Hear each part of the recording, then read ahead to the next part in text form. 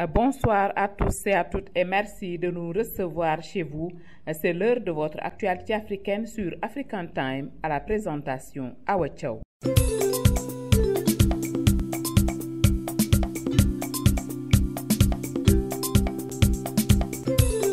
Au sommaire de cette édition au Sénégal, l'actualité est dominée par la relaxe des militants du Parti démocratique sénégalais emprisonnés, dont Aïda Ndiong, ex-sénatrice, après 18 mois de détention. Son avocat réclame l'ouverture d'une enquête parlementaire afin que le procureur de la République, le juge du deuxième cabinet et l'ancien ministre de la Justice, garde des Sceaux, puissent se présenter devant les députés pour expliquer aux Sénégalais les raisons qui ont conduit sa cliente en prison pendant 18 longs mois. Nous aurons tout à l'heure un compte-rendu de Ignace Ndeye. Dialogue politique en Guinée. Le concept semble être un rêve difficile à atteindre. Le chef de l'opposition et le président guinéen se sont rencontrés il n'y a pas longtemps. Cette rencontre n'a rien donné. Un dialogue de sourds s'est installé entre les acteurs politiques. Nous aurons tout à l'heure un résumé de Mamadou Baldé. Le Nigeria dirige maintenant la Banque africaine de développement. Akiyuni Abezina, de nationalité nigériane, a été élu par le Conseil des gouverneurs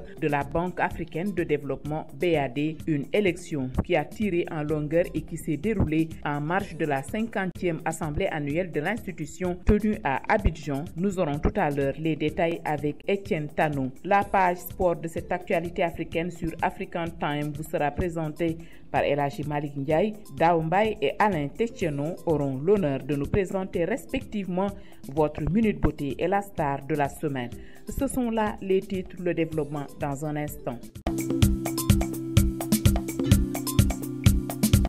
Amis auditeurs, merci d'avoir choisi African Time pour votre information. Nous démarrons cette actualité africaine de la semaine par le Sénégal avec la relaxe de certains militants du Parti démocratique sénégalais emprisonnés, dont Aïda Ndiong, ex-sénatrice depuis 18 mois de détention. Son avocat réclame l'ouverture d'une enquête parlementaire afin que le procureur de la République, le juge du deuxième cabinet et l'ancienne ministre de la Justice et garde des Sceaux puissent se présenter devant les députés pour expliquer aux Sénégalais les raisons qui ont conduit sa cliente en prison pendant 18 longs mois. Aïda Ndiong, sortie du camp pénal de Liberté 6, soutient n'en vouloir à personne et met cette épreuve dans le compte du destin. Le parquet a interjeté appel. Suivons ce compte-rendu de Ignace Ndeye. L'actualité de la semaine au Sénégal reste marquée par les affaires judiciaires.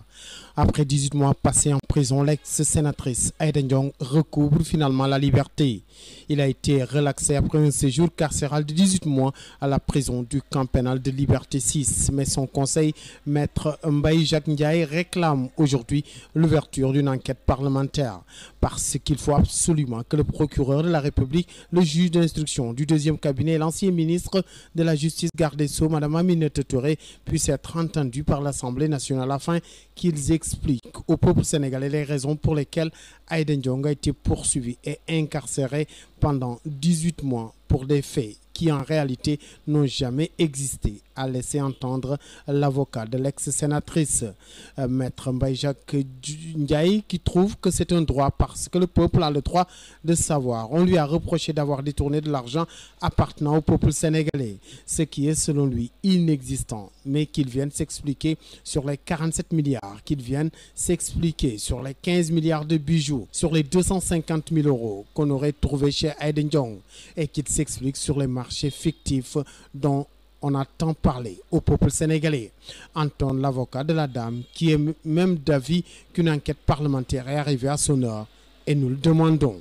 Aussitôt libérée, l'ex-sénatrice a lâché ses premiers mots. C'est une Aïda Ndiong avec une forte dose de piété qui est sortie de la maison d'arrêt pour femmes de Liberté 6 après 18 mois d'incarcération. C'est simplement une épreuve de la vie. Dieu l'a voulu ainsi et je l'ai accepté. Je ne condamne personne, je ne dirai du mal de personne. J'ai pardonné à tous mes détracteurs. Ceux qui sont à la base de ce montage pour que je me retrouve en prison, je leur ai aussi pardonné. Je n'ai aucune rancune envers le président Macky Sall, qui est mon jeune frère, dit-il dans un entretien accordé au journal Le Quotidien. L'As, une libération qui n'est pas du goût du parquet, qui a aussitôt interjeté appel pour le procureur général de la République, Serigne Bassirou Gueye. C'est une libération troublante. Il a interjeté appel. Si Aïda Ndiong est lavé dans l'affaire du détournement portant sur un montant de 20 milliards dans des produits phytosanitaires, elle a toujours un dossier pendant devant la justice, devant la Cour de répression de l'enrichissement illicite. Rappelons-le, en mai 2014, le procureur spécial de la Cour de répression de l'enrichissement illicite, CREI, de l'époque, Alioune Ndao, avait saisi la commission d'instruction pour son inculpation et son placement sous mandat de dépôt une seconde fois. Mais la commission d'instruction avait ouvert une information judiciaire. Elle l'avait inculpé pour enrichissement illicite portant sur un montant de 41 milliards, mais s'était gardé de lui décerner un second mandat de dépôt. Ces biens estimés à 47 milliards avaient été transférés dans ses comptes de la CBAO à la caisse de dépôt et de consignation. Les réactions n'ont pas manqué après la libération d'Aïda Ndiong, et parmi celles-ci, celle de Maître Abdoulaye Wade, le secrétaire général du Parti démocratique sénégalais, qui lui se réjouit de la libération d'Aïda Ndiong et compagnie. Il a salué l'indépendance des magistrats de la 3e chambre correctionnelle du tribunal de grande instance de Dakar qui ont pris la décision, soutenant que tous les juges n'ont pas la même stature que Henri Grégoire Diop, le président de la Cour de répression de l'enrichissement illicite CREI, qui a condamné Karim Wade à 6 ans de prison ferme. Tous les juges ne sont pas comme Henri Grégoire Diop. Il y a de bons, ils ne sont pas tous mauvais, dit-il, félicitant les otages politiques qui ont enduré dans la dignité et l'honneur leur emprisonnement, a laissé entendre le pape du Sopi, Maître Abdoulaye Wade. Des affaires judiciaires qui ont alimenté l'actualité cette semaine. L'expert Alioune Ndao vient, lui, de remporter la première manche du procès qui l'oppose à Karim Wade. Poursuivi pour faux et usage de faux, escroquerie à jugement par le fils de l'ancien président de la République, il a été relaxé par la 3e chambre du tribunal correctionnel de Dakar, qui a débouté l'ancien ministre d'État de toutes ses demandes. Et puis le chanteur Thione Seck, impliqué dans une sale affaire d'escroquerie et de trafic de faux billets, n'est pas en tout cas loin de Rebeuss. Il a été arrêté mercredi chez lui avec un Ivoirien. De faux billets de dollars et de dollars ont été retrouvés chez lui. La perquisition opérée chez son complice ivoirien a également permis de trouver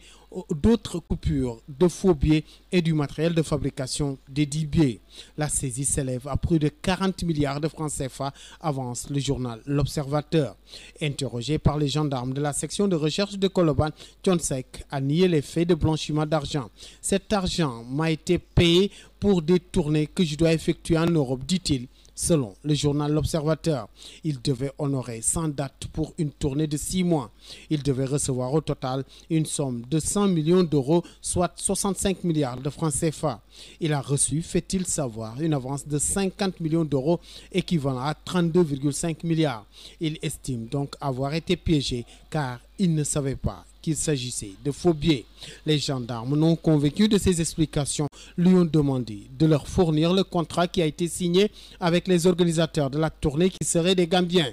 Ce qu'il n'a pas pu faire, note ses sources. Il est ainsi toujours maintenu en détention. Les enquêteurs visent les infractions d'association de malfaiteurs, détention de faux billets de banque et blanchiment d'argent. Maître Souleymane Ndéné Ndiaye, l'ancien premier ministre, de plein pied dans l'arène politique avec la création d'un nouveau parti du nom UNP. C'est sous un standing ovation que l'ancien ministre Souleymane Ndéné Ndiaye a posé son premier acte dans l'arène politique, la création d'un parti qu'il a baptisé sous le nom d'Union nationale pour le peuple, UNP. Il entre ainsi de plein pied dans l'arène politique et s'offre une légitimité de postuler pour la prochaine présidentielle. Sa vision est claire, gouverner le Sénégal. Son slogan, réussir ensemble pour le Sénégal, en se basant sur des principes de liberté, de solidarité et de patriotisme. Mais son nouveau parti risque de ne pas avoir le récépissé puisque déjà des contestations fusent de partout. Ainsi va l'actualité cette semaine au Sénégal, à Dakar pour African Time. Ignace Ndeye. Merci Ignace Ndeye. Direction la Guinée pour parler de dialogue politique. Le concept semble être un rêve difficile à atteindre. Le chef de l'opposition et le président guinéen se sont rencontrés il n'y a pas longtemps, mais cette rencontre n'a rien donné. Un dialogue de sourds s'est installé entre les acteurs politiques. Le retour au bercail de l'ancien homme fort de Guinée, le capitaine Moussa Dadis Camara, est annoncé, mais le gouvernement guinéen ne s'est pas encore prononcé sur la question. Le nouveau calife du Fouta est intronisé cette semaine également à Pita. Il s'appelle El Hadji Mamoudou Banouba. Suivons le résumé de tout cela avec Mamoudou Baldé. Tout à fait. On parlera encore de dialogue politique en Guinée, un mot qui est utilisé depuis 2009 à la chute du régime militaire du CNDD. Récemment, le chef de file de l'opposition et le chef de l'État guinéen s'étaient rencontrés pour ne rien dire, car c'est seulement l'invité qui a posé des problèmes et le président de la République n'a fait que prendre note. Un véritable dialogue de sourds. Le gouvernement guinéen vient de déclarer être prêt à retourner au dialogue. L'opposition de son côté, par la voix de Cellou Dalein Diallo, son chef de file, dit ne pas refuser le dialogue à condition que toutes les activités de la CENI soient arrêtées et que le calendrier électoral soit interverti, c'est-à-dire les communales et communautaires avant la présidentielle du 11 octobre prochain. Pour le moment, chaque camp campe sur sa position. De l'autre côté, le capitaine Dadis Camara, en convalescence ou à résidence surveillée à Ouagadougou, a annoncé son retour au bercail. Selon ses avocats, c'est une question de jours et non de semaines. Le seul problème est que le gouvernement ne s'est pas officiellement prononcé sur la question. Ce retour annoncé est tellement politique que les données en termes de justice pour le cas du massacre du 28 septembre de Conakry en 2009 peuvent changer. Le jeune capitaine Dadis Camara jouit d'une popularité incontestable dans sa région, de sorte que chacun des prétendants voudrait qu'il soit de son côté. Attendons de voir la suite de ce feuilleton. Parlant de société, le nouveau calife du Fouta, intronisé samedi dernier à Pita, son nom est El Hadji Mamoudou Banouba, qui remplace ainsi El Hadji Abdraman Ba, ancien imam de la baie. Le calife a été intronisé samedi dernier, comme je l'ai dit, en présence des délégations venues de la Basse-Guinée et de la Haute-Guinée.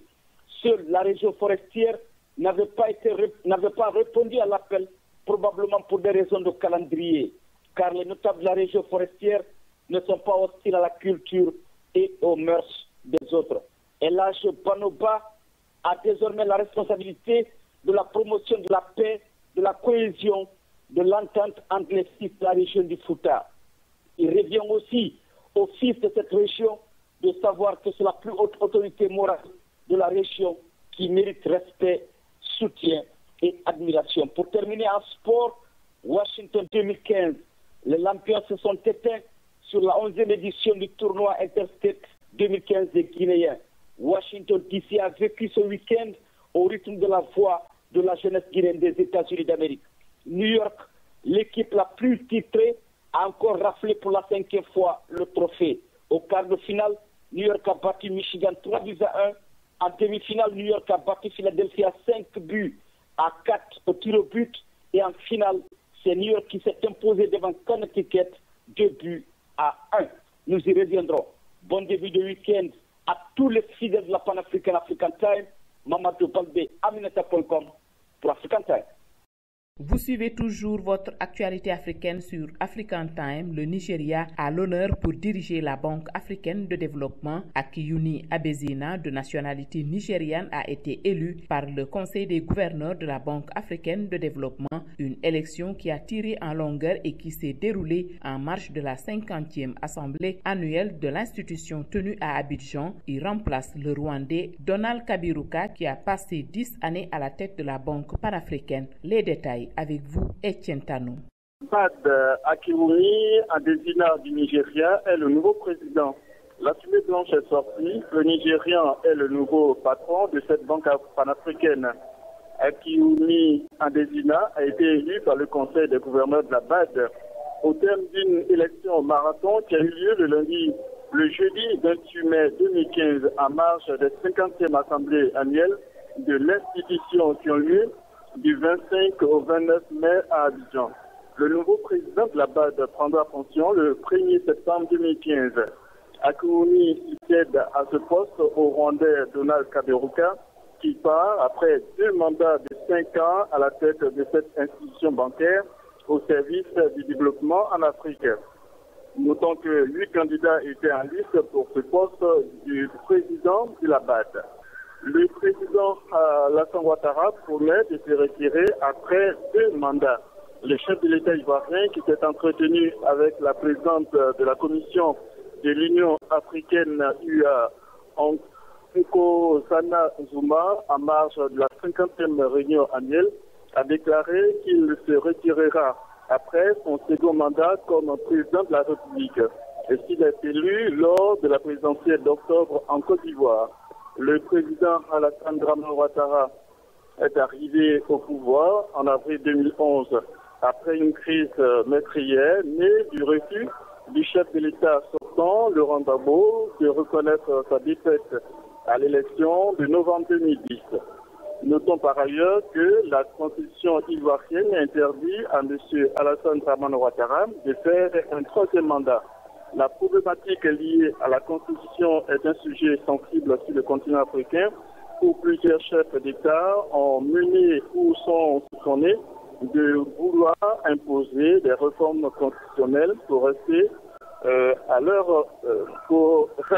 la tête de leur pays. Cette action de l'UA peut être interprétée comme une volonté manifeste de cette organisation de collecter les engagements des dirigeants africains à respecter les constitutions de leur pays. Football pour terminer, 20e journée de la Ligue 1 avec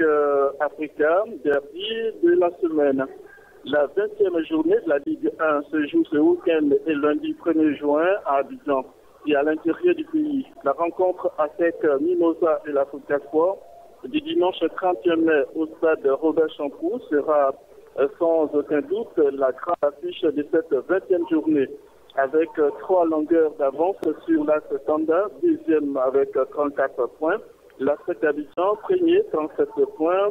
Les Mimosas ont besoin donc d'une victoire pour véritablement conforter leur position de leader. Etienne Tano, Abidjan pour African Time. Vous aimez les belles chaussures? Alors écoutez bien. Gora Sneakers au 40 Ouest, 31e rue, entre la 5e et Broadway est l'endroit idéal. Chez Gora Sneakers, il n'y a pas de contrefaçon, tout est original. Vous y trouverez Timberland, Nike, Reebok, Sebago, Adidas et j'en passe les meilleurs. Désormais, vous trouverez chez Gora Sneakers des casquettes et des jeans des plus grandes marques. Alors, ne faites plus attendre vos pieds, offrez-leur des chaussures de qualité. Gora Sneakers, c'est au 40 Ouest, 31e rue, entre la 5e et Broadway, en face du poste office. Téléphone 212 695 64 92. 212 695 64 92.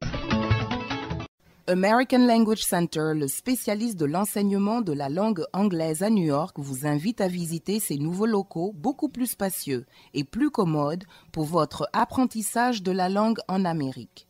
Il se situe au 229 Ouest, 36e rue, au 3e étage, entre la 7e et la 8e avenue, à 2 rues de Penn Station. Après 35 ans d'expérience et un corps d'enseignants hautement qualifiés, American Language Center propose des cours pour les débutants et pour tous ceux qui veulent approfondir leur connaissance de la langue. Les frais de scolarité d'American Language Center sont très compétitifs et son enseignement est le meilleur dans le pays. Pour les habitants de Queens, la branche locale est au Jackson Heights, 7501 Broadway. Pour tout renseignement, appelez 1-800-ENGLISH, 1-800-364-54-74, 1-800-364-54-74. Demandez après André.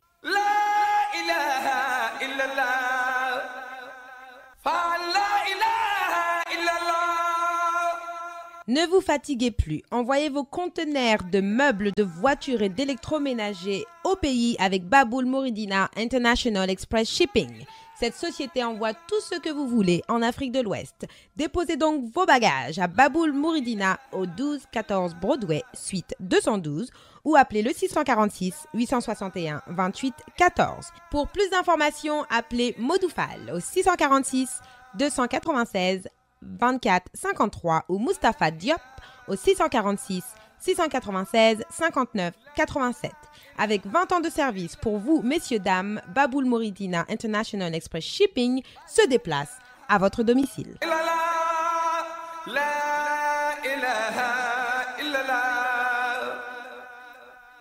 Darussalam Market, le bonheur de tous les chefs cuisiniers se trouve à Darussalam Market avec le poisson, la viande, les pieds de bœuf, le poulet et tout le saf-saf qui va avec. Oui, le jumbo, adja, momi, jongé.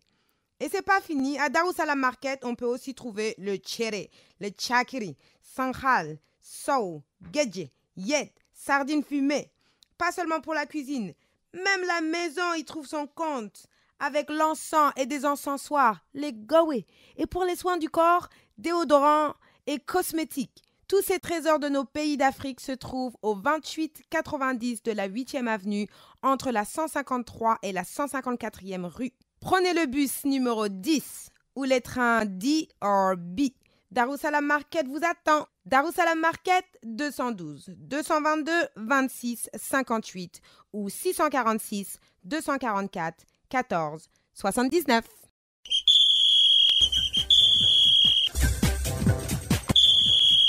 La page de cette actualité africaine sur African Time vous est présentée par El Hadji Malick Ndiaye. Bonsoir, l'actualité sportive, nous la démarrons par le football avec l'élection à la présidence de la FIFA. Sepp Blatter a été réélu pour 4 ans. Seuls 2 candidats étaient en lice, le Suisse et le prince jordanien Ali Bin Hussein. Une élection de Sepp Blatter qui s'est déroulée dans un contexte particulier. 6 membres du comité exécutif ont été arrêtés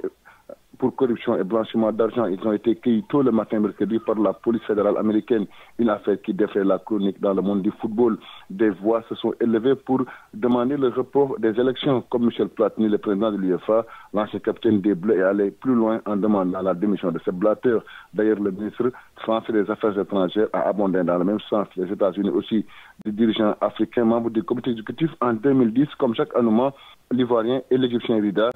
et le président de la Confédération africaine de football, Issa Hayatou, intéressent aussi les enquêteurs. Ces dirigeants auraient reçu des pots de vin dans l'attribution des Coupes du Monde 2018 et 2022. Même la Coupe du Monde de 2010 en Afrique du Sud a été entachée de fraude. Les autorités sud-africaines ont versé des commissions aux membres de la FIFA pour l'organisation de cette Coupe du Monde. Après sa réélection, Sepp Blatter déclare qu'il va faire le ménage à la FIFA. Toujours en football sur le terrain, on prépare les éliminatoires de la CAN 2017. Le Sénégal en ligne de mire sur le match contre le Burundi le 13 juin prochain à 19h au stade du président Senghor. Aliou Cissé a publié la liste des 23 jours retenus. Des cadres sont zappés. Pape Djila Bodi, Damdoy, Moussa Sow, Fabrice Demba Cissé et Bouna Koundoul n'ont pas été retenus par le coach Aliou Cissé. Des jeunes font leur entraînement à la tanière. C'est le cas de Babi de l'AJ Auxerre et Victor Bindia qui évolue en Norvège. Ces listes Aliou Cissé a suscité beaucoup de réactions. Des cadres zappés par le coach ont actionné la presse. Il compare Aliou Cissé au dictateur gambien Yaya Jammeh et son bureau comme la cour de répression de l'enrichissement illicite, c'est-à-dire la CREI. Les Lions débutent le regroupement début juin à Sali. Et puis nous parlons de Coupe du Monde des U20 avec les Lions chauds qui entrent en liste le 31 mai contre le Portugal. Ils sont arrivés à Hamilton. Abdou Cissé, forfait, la FIFA demande la justification pour autoriser son remplacement. Les autres équipes de la poule C sont la Colombie et le Qatar. Le Ghana, le Nigeria et le Mali sont les autres représentants africains. Chez nous, le Stade de Mbour est nouveau leader après sa victoire sur Guédiawaye Football Club 1-0. Douane et Wakam sont deuxième. Pikine et Port ferment la marche. Le Djahab de Dakar est la deuxième équipe non relégable. En lutte, l'actualité c'est le choc Sathiès-Lagrosse dimanche au stade Demba Diop, un combat organisé par Pape Abdou Fall. C'était Hadji Malick Ndiaye depuis Dakar pour African Time. Place maintenant à la Minute Beauté. Daoumbaï tente de nous livrer les secrets pour l'épanouissement du couple. Eh bien, amis auditeurs, prenez votre bloc-notes pour y paraffer les 6 commandements pour vivre la joie et le bonheur du couple épanoui.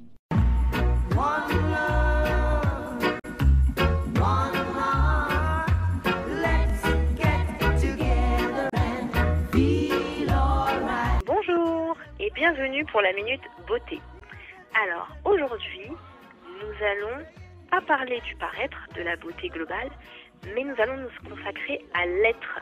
Car, comme vous le savez, la plus belle manifestation de beauté, bien sûr, passe par l'être et vient de soi. Rien de plus beau qu'un homme ou une femme épanoui. Et rien de plus beau qu'un bel épanouissement qui passe, bien sûr, par l'amour. Écoutez, pour cela, aujourd'hui, je vais vous délivrer les 6 commandements pour un couple épanoui. Commandement numéro 1. Accepter la différence de chacun. Bien sûr, parfois les différences peuvent agacer l'un ou l'autre dans un couple. Mais en général, sachez que ce sont ces différences que vous avez aimées au départ. Et oui, mettez, mesdames ou messieurs, à la poubelle l'image du prince charmant et acceptez la différence de l'autre pour avancer. Commandement numéro 2. Avoir des valeurs en commun. Très important. Bien sûr, pour cela, il faut prendre le temps de se connaître, de parler de tout, de faire des projets de famille, avoir les mêmes ambitions. Cette étape est très importante car une fois la passion du début passée, on laisse place à la véritable relation et c'est une étape cruciale qui va vous permettre de déterminer si votre couple peut durer ou pas. Commandement numéro 3. Un dialogue sain. Et oui, c'est très important car malheureusement, trop de silence mine l'intimité. En dire trop également. Donc il faut vraiment trouver l'équilibre, communiquer sereinement, n'ayez pas peur d'échanger, de dire en profondeur ce que vous pensez. Il suffit juste par contre de faire attention à ne pas tomber dans la critique permanente, ce qui va en général provoquer un blocage au niveau du discours de l'un ou de l'autre. 4e commandement, soyez complices et ayez bien sûr confiance en l'autre. Sachez que les meilleurs mariages et les mariages les plus heureux sont très souvent fondés sur une profonde amitié et de la confiance. Votre amour sera plus solide, plus stable et durable. 5e commandement, bien sûr, très important, provoquer le désir. Et oui, il est important d'attirer son conjoint ou sa conjointe, le provoquer, le charmer par des mots, des attitudes, des regards. C'est très important et ça veille vraiment à l'épanouissement du couple. Faire attention, bien sûr, de ne pas heurter l'autre et par des effets ou des phrases ou des comportements, des attitudes un peu trop déclenchées. Point numéro 6, enfin, le dernier commandement, bien sûr, avoir des projets communs. Car sachez que pour avancer, un couple doit se projeter dans l'avenir. Les projets vous permettront de vous renforcer ensemble, de vous stabiliser et réellement aller de l'avant. Voilà, donc vous avez tous les secrets pour être heureux et heureuse, donc pour être belle à l'intérieur. Je vous remercie et je vous dis à très bientôt. Down Bay pour African Time.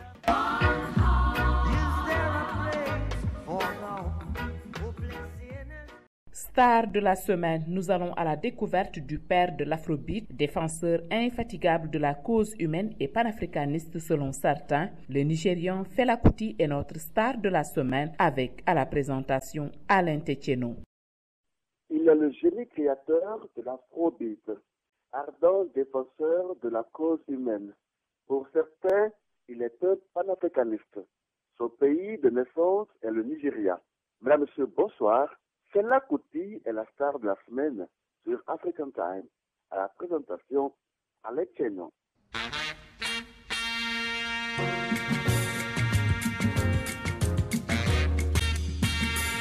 C'est le 15 octobre 1938 que Fela Kuti a vu le jour à Abeokuta au Nigeria. Ce père, directeur d'école, connu pour son autoritarisme, et d'une mère, vraie combattante de la gente féminine. L'adolescent Fela grandit alors dans un milieu éduqué où la musique occupe une place de choix. Il fait ses premiers pas avec le jazz avant de s'initier au saxophone. Ayant un très bon niveau en anglais, Fela Kuti, sous la bénédiction de son père, s'envole à Londres avec pour un seul objectif, devenir avocat. Erreur. Le jeune Fela s'immerge dans le milieu jazz de la capitale anglaise. Il fréquente divers clubs où il joue avec son groupe. En 1960, le Nigeria acquiert son indépendance. 3 ans plus tard, Fela Kuti y retourne et trouve un emploi de musicien dans la formation de la radio nationale. Une véritable aubaine pour le king de l'afrobeat de développer toutes ses compétences. Ces improvisations à base de musique traditionnelle et de jazz servent de générique aux émissions de la chaîne nationale. Dans son souci d'avoir une popularité, Fela Kuti, tout en optant pour la langue anglaise, change le nom de son groupe en Africa 70. Le saxophoniste multiplie les enregistrements. En 1971, Fela rencontre Ginger Baker. Le duo enregistre un album commun, Fela with Ginger Baker. Un an plus tard, Fela investit les studios de Londres. Résultat, l'enregistrement de l'album Fela's London Scene. Désormais, le label Fela fait vendre. L'artiste est réclamé partout. Il est d'ailleurs à la tête d'un ensemble musical incluant une trentaine de femmes. La carrière de Fela Kuti est également parsemée d'embûches, avec ses multiples déboires avec les autorités nigériennes. C'est le cas de son arrestation en 1977, suivi de l'agression de sa mère, qui rendra l'âme 2 ans plus tard. Le 8 septembre 1984, Fela est arrêté par la police pour, je cite, trafic de devises. Il se retrouve en prison avant d'être libéré 1 an plus tard grâce à l'intervention de Amnesty International. Les messages de soutien affluent de partout dans le monde. Fela, quant à lui, reste et demeure fort et déterminant. Sa musique connaît une dimension internationale. Aux États-Unis puis en Europe, le nom Fela circule sur toutes les lèvres. Mais le 2 août 1997, l'artiste va succomber après une maladie. Le monde musical afrobeat va perdre son héros qui, au-delà de tout, est considéré comme Bob Marley en Jamaïque. Alex Kendo au micro, merci pour votre aimable attention. À la semaine prochaine sur African Time, New York.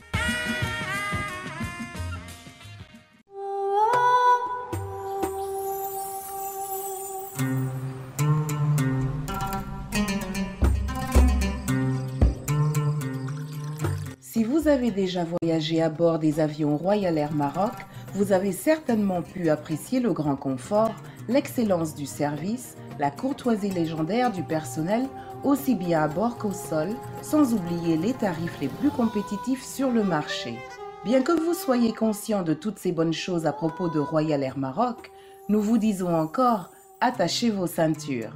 Royal Air Maroc vous annonce la grande nouvelle.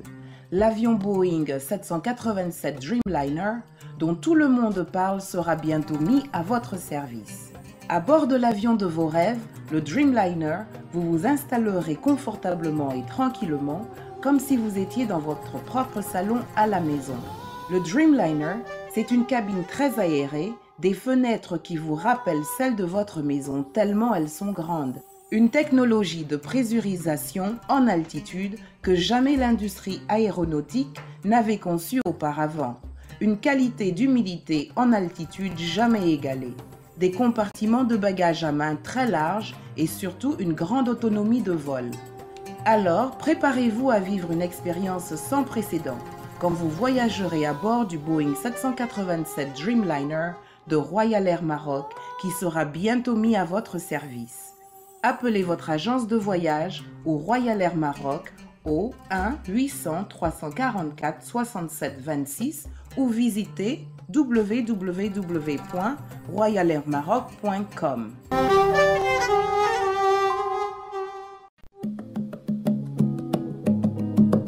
La Banque de l'Habitat du Sénégal, BHS, est heureuse de vous annoncer ses nouvelles branches. BHS Baltimore, 58 14 York Road, téléphone 410 387 22 76, 410 387 22 76. Cette branche est disponible à partir du 25 avril 2014. BHS Philadelphia, 535 South 52e Street Philadelphia, téléphone 215 863 80 02, 215 863 80 02. Cette branche est disponible à partir du 28 avril 2014. Merci beaucoup.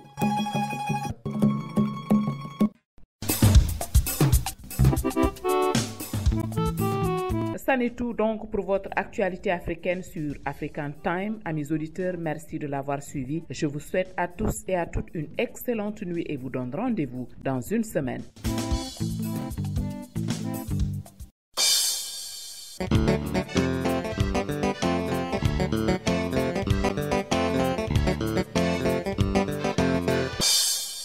mbokk yi noo ngi leen di nuyu di leen sant te di leen gërëm ci li ngeen di déglu African Time ci rajo WP80 9:30 AM ci New York ñu di leen indil xibaar yi ci àjjuma ju nekk te it ngeen man di nuy déglu ci internet bi ci WP80 9:30 AM.com wala buñ la rawee tey it da nga nu mën a déglu ci yollele.com mbaa sax boo bëggee déglu waat Papa Ndaw wala Xaadim Samb da ngay dem rek ca seneplus.com.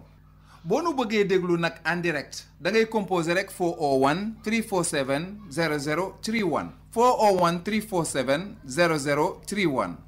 tey nag di ajjuma yemoo ak ñaar fukki fan ak juróom-ñeent ci weeru mai ci atum 2015 seen mbokk Ousmane Lo moo féete woog micro bi waaye seen xarit Fallou Dieng moo nekk fee ca machine ba.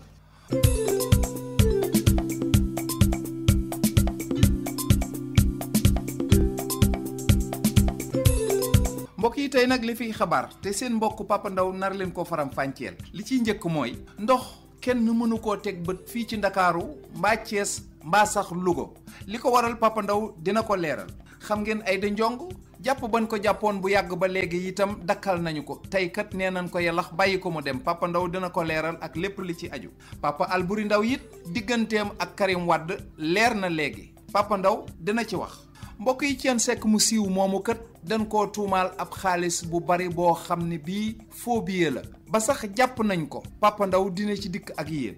Souleymane Ndéné Ndiaye am na ab parti bu yees kooku dina leer bu ca kanamee Macky Sall it dafa mel ni jàngalekat yi nga xam ne dañ leen doon tiire ab xaalis bu jóge woon ca garaw ba delloowaat na leen ko Papa Ndaw itam dina dikk ak yéen ci suñ ministre des finances bii nga xam ni moom du bàyyi kenn laal finance boppam ba tax na sàcc ba ko doon sàcc daf caa teg loxo bu ko defee nag mbokk yi nu bàyyi leen ak Alaaji Malick Ndiaye mu waxtaan ak yéen ci mbirum football bi nu doog leen a ayul Xaadim Samb moom mu leeral lépp lu jëm ci mbirum lamb ji nu boole ko nag ak indil leen li fi jot a am ci ay aajar ak yëgle kon nag mbokk yi bu ngeen nu mayee nopp bu nes tuutee ñu dikk ak yéen ci yaatal xibaar yi. jërë ngeen jëf mbokki déglukat yi waaye jërëjëf Fallou Dieng ci machine bi.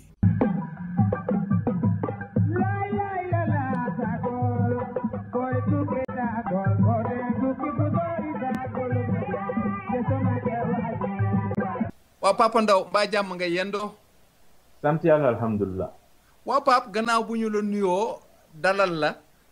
tey Pape dañoo bëggoon nga njëkkee ci mbirum ndox mi. ndax xam nga ni Sénégal fi mu nekk nii ñàkkum ndox daf fee dugg ba rawatina ci dëkk yu mel ni Dakar ak yeneen dëkk de ci Sénégal Pape lu xew.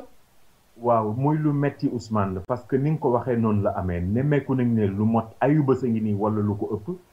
diggante Dakar ak li ko wër maanaam fi ñuy wax banlieue bi wala Thiès mbaa sax Louga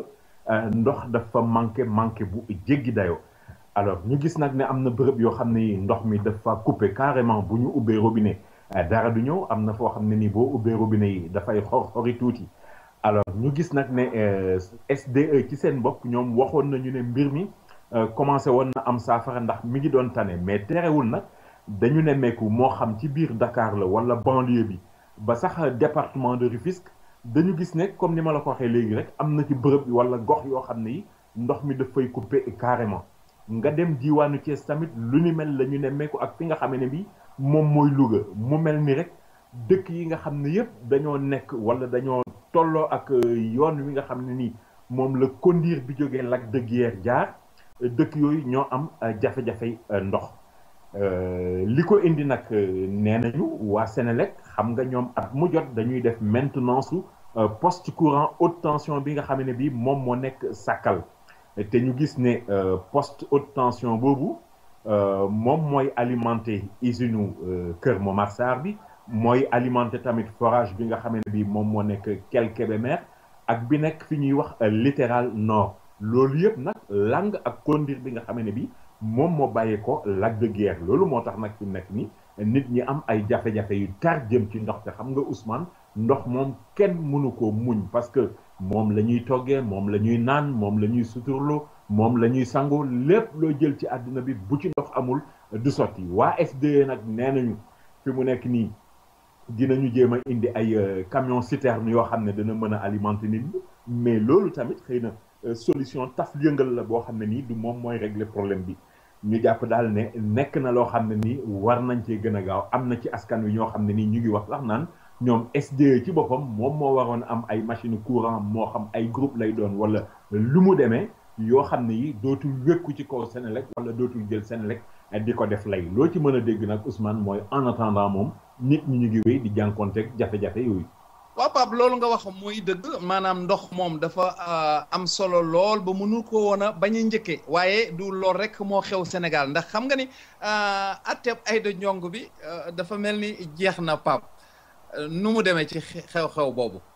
atte Aïda Ndiongue féetee na boor Ousmane te liñ ci mën a jàpp wala liñ ci war a njëkk a jàpp rek mooy Aïda Ndiongue moom ci boppam ak Abdoul Aziz Diop mi nga xam ne bii moom moo nekkoon coordonnateur au plan Jaxaay Amadou Ndiaye mi ñu doon toppale tamit ak ki nga xam ne nii moom la ñuy wax Amadou Sall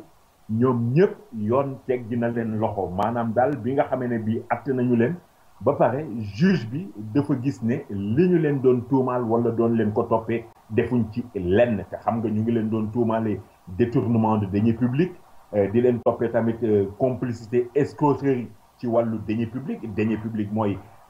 xaalis boo xam ne nii askan wi moo ko moom wala li ñuy naan daal alalu mbooloo la doon leen topp tamit ci complicité faux usage de faux ci wàllu bind moo xam bind public la wala bind privé doon leen topp tamit ci wàllu li ñu naan di def mbiru commerce te fekk amoo ci sañ-sañ parce que fonctionnaire nga loolu yëpp nag nga xam ne nii moom la ñu leen doon toppee te ñu commencé woon ko Ousmane booy fàttaliku ci atum 2013 xam nga fukki fan ak juróom-ñaar ci weeru décembre ci atum 2013 la ñu tegoon loxo ki nga xam ne bi moom moo di Aïda Ndiongue ginnaaw gi tamit ñu jàpp ñi nga xam ne bi ñoom laa la doon tuddal léegi ci 17 janvier fukki fan ak juróom-ñaar ci weeru janvier ci 2014 procureur bu Dakar Serigne Bassirou Gueye fa la njëkkoon a tuddee nag ñeent fukki milliards ak juróom-ñaar yi nga xam ne bi moom la ñu doon toppee Aïda Ndiongue naan dañ ko gis mu am ko daal te na mu ko amee lewul alors loolu nag boobu ba léegi tey ñu àtte suba ñu renvoyé procès bi ay avocat am bind ñaan bàyyi nagandiku procureur opposé wu ñu gàntal ko mais loolu yëpp léegi moom féetee na boor Ousmane li ñu leen doon toppee moom Aïda Ndiongue ak ñi mu àndaloon muy Abdou Aziz Diop Amadou Ndiaye ak Madou Sall tribunal nee na leen defu leen dara dañu leen relaxer purement et simplement bàyyi leen ñu dem xanaa leneen loo xam ne ni mën na cee ñuul rek kay xëy na mooy li nga xam ne ni CREI di tribunal bi nga xam ne ni moom moo atte woon Karim Wade tamit am na lu muy toppee Aïda Ndiongue mais loolu moom dinañ ci dellu si yeneen jamono mais fi ñu toll nii tembe tey moom Aïda Ndiongue ak ñeneen ñi nga xam ne ni ñoom lañ jàppandoo woon ñu nga seen kër jaaxaan tegale seen i tànk seen i mbokk wër leen. Pape dafa mel ni itam kay procureur Bassirou Gueye moom nga tudd léegi dafa mel ni moom moo ko tuumaa lool waaye kontaanul ci atte bi de ba am na yum ciy wax. non Ousmane ci lu leer procureur kontaanul te ñàkk a kontaanam sax moo tax moom Serigne Bassirou Gueye mu bind benn communiqué dal di koy génnee communiqué boobu liñ ci mën a gën a jàpp rek mooy procureur moom dafa jàpp ne ni nga xam ne bii noonu la ñu teggilee tuuma Aïda Ndiongue bàyyi ko mu ñibbi loolu dëppoowul ak yoon te boo koy xool ba ca biir sax teey na xel lan moo tax mu wax loolu nag Ousmane ñun duñ ci sore di jéem a demaleeg di fekkale mais daal moom moo ko bind ni mu ko bindee ci tubaab dafa wax ne manifestement gis na ne c'est illégal voire troublant ah nañu xaar nag ba xam lan moo ciy topp parce que moom procureur jéem na dellusiwaat tamit ci ni nga xam ne bi noonu la gisee woon mbir yi ginnaaw boo xamee ne bi ñeenti chèque yoo xam ne ni bu ñu ko xaymaa tolloon na ci wala ëppoon na ñaar fukki milliards ci suñu xaalis loolu moo taxoon mu déclenché procédure bi nee na ba mu dooree procédure bi tamit bi ñu demee ba ci biir gis nañu ci wàllu équipement yi nga xam ne bi dañ ko waroon def ci fanweer ak juróomi maison de lutte yi ak juróomi junniy tente ak juróomi téeméeri motopompe loolu na mu waroon demee jaarul yoon bi ñu continuer gëstu yi ba tey tamit gis nañu ne matériel bi nga xam ne nii moom la Aïda Ndiongue waroon a joxe ci liñ ko commandé woon na mu demee jaarul yoon parce que mi ngi dellu si la même tente yi booy xool juróomi junniy tente la ñu commandé woon mais junni ak juróom-ñeenti téeméer ak ñeent ak juróom-ñaar dong lañ jox ci motopompe yi juróomi téeméeri motopompe la ñu commandé woon téeméeri motopompe lañ ci jot a joxe te téeméer yañ joxe sax bokkul ak puissance bi nga xam ne bi moom la ñu commandé woon moom procureur bi fàttali ba tey sax naan ca yooyee jamono Abdou Aziz Diop d'accord na sax ci mbir yi jaarewuloon yoon te itamit yeneen procès-verbaux yi nga xam ne ni génnoon na ci enquête bi tam yépp ñu ngi doon fësal loolu guddi gàtt Ousmane procureur dafa bëgg a wax rek ne bàyyi bi ñu bàyyi Aïda Ndiongue dëppoowul ak yoon ba moom procureur sax nee na dana daal di def li nga xam ne ni moom la ñuy wax appel pour dossier bi ñu jugé waat ko. Pape li coow li mooy danoo baaxowul di dégg yu mel noonu procureur di wax ak yeneen di wax bii sax dafa mel ni juge bi itam am na lu mu ci wax Pape. waaw wax nga dëgg Ousmane ñaare bu ñu mosaan a jàpp nit teg ko loxo xam nga procureur dañuy wax naan moom mooy le maître des poursuites maanaam moom mooy ki nga xam ne ni moo toogal askan wi di waxal askan wi moom mooy topp nit bu ñu ko tuumaalee mais bu ñu mosaan tuumaal nit ba procureur teg ko loxo bu ñu ko jëlee jébbal ko tribunal atte ba fa la mbir mi jeexee même procureur bu Dakar dafay def li ñu naan appel bu ko defee mbir mi jàll ci beneen tribunal ñu atte waat ko mais bii yoon procureur moom dafa génne communiqué bi mu génnee communiqué nag di ñurumtu maanaam di ñàkk rafetlu mbir mi ni mu demee tax na ki nga xam ne bii moo di juge bi ñuy wax Amadou Diouf jiite 3e chambre correctionnelle bu Dakar nga xam ne moom moo bàyyi Aïda Ndiongue ak ñi ñu doon topp rafetluwul tamit ni nga xam ne bii noonu la procureur doxale maanaam génne benn communiqué rawatina li muy wax naan dëppoowul ak yoon maanaam illégal wala lu troublant wala maanaam dafa tey xel ba loolu moo tax sax ñu ne moom juge bi nga xam ne nii moo di Amadou Diouf nee na dana jokkoo ak kuréel gi nga xam ne bii moom moo dajale magistrat yi nekk Sénégal yëpp ñu di ko wax UMS. alors en attendant ñu ngi koy laaj parce que am na ñu déggam ci ne dañu ko nar a affecté sax boo moytuwul jëlee ko Dakar ndax mbiri enquête bi wala acte bi ni mu demee mu ne moom ñu affecté ko nekkul loo xam ne nii daf koy yëngal wala daf koy yëgal yaramam parce que région yi ci la gënoon a yàgg ci la gënoon a nekk te fi mu nekk nii delluwaat ci région yi sax moo ko gënal toog fi nga xam ne nii mooy Dakar ndax xam nga moom Amadou Diouf nekkoon na tamit conseiller ci cour d'appel bi nga xam ne bi moom moo nekk ca Kaolack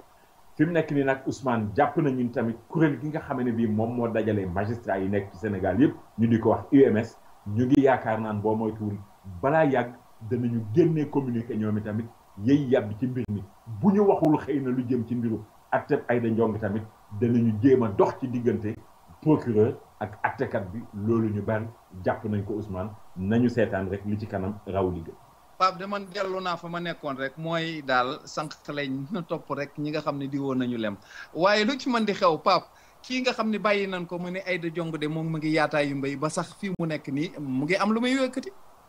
Aïda Ndiongue Ousmane gudd gàtt li mu wax liñ ci mën a tënk wala li ci ëpp solo mooy moom nee na baal na ñëpp toppul kenn ak fi mu nekk nii li nga xam ne bii moo ko dal wala moo teg woon ci kaw moom dafa jàpp ne natt la woon rek natt boo xam ne nii yegsi na muñloo na ko loolu ndax nee na boo xoolee tey am na ñoo xam ne nii nit ñu baax lañu wala ay kilifa lañu wala sax ñoo xam ne nii wàlliyu lañu te terewul dugg nañu kaso kon moom dugg boobu nga xam ne nii duggoon na ko kaso dafay jàpp ne nattu rek la noonu la koy téye te itamit nee na ki nga xam ne bii moo di président Macky Sall moom Aïda Ndiongue nee na du ko topp dara du ko jàppal dara ndax ak nu mu munti demee Macky Sall rekam la fi mu nekk nii nag ñeneen ñoo xam ne ni ñoom yëy nañ jëm ci mbir moomu président Abdoulaye Wade mi ngi wax naan ni nga xam ne bii attekat bi doxalee na ko ci mbiri Aïda Ndiongue am na yaakaar tamit ne cour suprême ba nga xam ne nii def nañ fa pourvoi en cassation jëm ci mbirum Karim Wade doomam bi nga xam ne nii CREI moo ko atte woon teg ci ndoddam juróom-benni ati kaso yu mu war a tëdd ni juge tribunal bi doxalee jàpp na ne waa cour suprême war nañoo mën a doxalee noonu yi tamit ba doomam génn avocat yi nga xam ne nii ñoo doon layal Aïda Ndiongue ñoom itamit ñoom jàpp nañu ne rek mbir mi jaar na yoon gis nañu ne Sénégal même Aïda Ndiongue wax na loolu am na magistrat yoo xam ne nii ay magistrat yu jub lañu ay magistrat yoo xam ne dëgg la ñuy doxal dëgg la ñuy atte président Ablaye Wade mi ngi ci yokk sax naan lii tamit firndeel na ne am na ci magistrat yi ñoo xam ne nii ay jàmbaar lañu am nañ fit ñeme nañu dëgg danañu atte dëgg du magistrat yëpp ñoo jubadi am na beneen avocat Aïda Ndiongue boo xam ne nii nag moom it nee na mbir yoon war nañu gën a mën a xoolaat ni muy doxee fii ci sunu réew Ousmane nga gis ne rek kon coow li bari. Pape xam nga li xew mooy atte bi jeexagul ci sama diggante ak yow waaye da nga may tuuti rek ma dem yëgle ji ay aajar te dellu siwaat ci yow. demal te ñëw Ousmane. coow li fépp fu nu mën a tukki moo xam ci biir réew mi la moo xam bitim réew rawatina nag bu dee Afrique suñu gos la fa nu war a dem mooy Kara Tour and Travel billet bu ñuy jaay ak avion boo bëgg a demee demal Kara Tour and Travel mu jox la ko ci njëg yoo xam ne mënuloo ko amee fenn xew wu nu am wu nu ñor dëgg fa nu war a dem mooy Kara Tour and Travel bu nu yegg si mu ñu jox suñu billet ci njëg yéenu gënal daal di ñuy wax avion ba nuy dugg ak kañ lay dem nu daal di dem ci lu gaaw a gaaw téléphone 212 683 2223. Kara Travel jàpp leen adresse am bu bees bi. boo amee sa kër te bañ a xuloog maçon da ngay contacter Sila Bois TP ndax boo amee sa terrain daañu ko vérifier domaine ba mu wér ñu seetal la architecte bu man mu defal la plan bu baax a baax ñu ne la 20% rek nga ñuy jox ñu daal di tàmbali defal le devis boo xam ne dafay leer bu ñu defee gros œuvre yi ne la sa 20% fu mu jeexee léegi nga joxewaat ñeneen ñi ñu ngi laaj 30 ba 35%. moo tax ñoom ñu gën a yombale lool ndax la ñu jëndee ciment ba la ñu jëndee fer ba ak la ñu jëndee bois ak la cay dem lépp comme ñoom en gros lañ koy jënd boo ko jëndalee sa bopp mooy gën a cher fopp kon nag si la Bois TP nee nañ bu ngeen bëggee tabax seen kër ñëw leen seet si leen bu leen ci xuloog ay maçon joxe leen ngeen déggoo ci plan bi nga toog xool ba mu mat ba ca porte ya ba ca finition ya ñoom ñoo la koy meubleel sax boo bëggee te nag waxuñu ne rek buñ ko tàmbaliwul duñ ko yeggale bu fekkee ne sax da ngaa tàmbali woon ba noppi la nga doon def neexu la wala que la doon liggéeyal deful la nga ko laajoon demal ci Sila Bois TP ñu taxawu la yeggale ko ba mu mat sëkk ñu meubleel la jox la say caabi nga daal di daagu dugg Sila Bois TP bu ngeen leen bëggee contacter ci New York man ngeen a woo Cheikh Abdou Cissé ci Matlabul Fawzeyni ci 212 749 6585 wala ngeen woote ci Ndakaaru ci Sila Bois TP 33 855 87 75 wala ci cell phone bi 77 638 39 15 wala ngeen dugg seen website www.silabois.com. 120 West 116th Street room 3C ci diggante 7th ak Lenox Avenue. boo bëggee déglu Papa Ndaw da nga ko mën a déglu ci seneplus.com.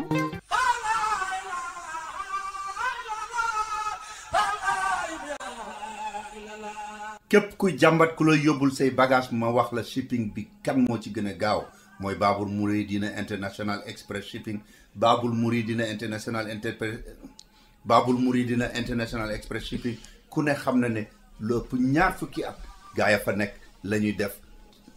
def shipping kenn mënu cee yem ak ñoom expérience ñi ngi nekk ci 1214 Broadway number 212 man nga leen a woo ci seen numéro téléphone bagage yoo mën a am ak fu mu mën a jëm ci Afrique moo xam da nga jënd salon bu bees moo xam da nga am valise booy yónnee moo xam da nga am oto booy yónnee lu mu manti doon yóbbu ko Babul Mouridina International Express Shipping boo ci bëggee xam lu gën a leer rek li ngay def woo leen ci 646 861 2814 yéen ñëpp miin ngeen Modou Fall ak Moustapha Diop ci lu jëm ci yónnee bagage yemuñu ca kenn te ña nga fi ba ko kenn tàmbaleegul woon wool Modou Fall ci 646 296 2453 wala nga woo Moustapha Diop ci 646 696 5987 bu dee ca Ndakaaru la yomb naa dem jëli sa bagage sa famille dañu dem rek fi nga xam ne mooy Sodida ci zone industrielle bi wala ñu woo El Hadj Sarr ca Dakar 77 644 1544 wala ci 77 626 1366.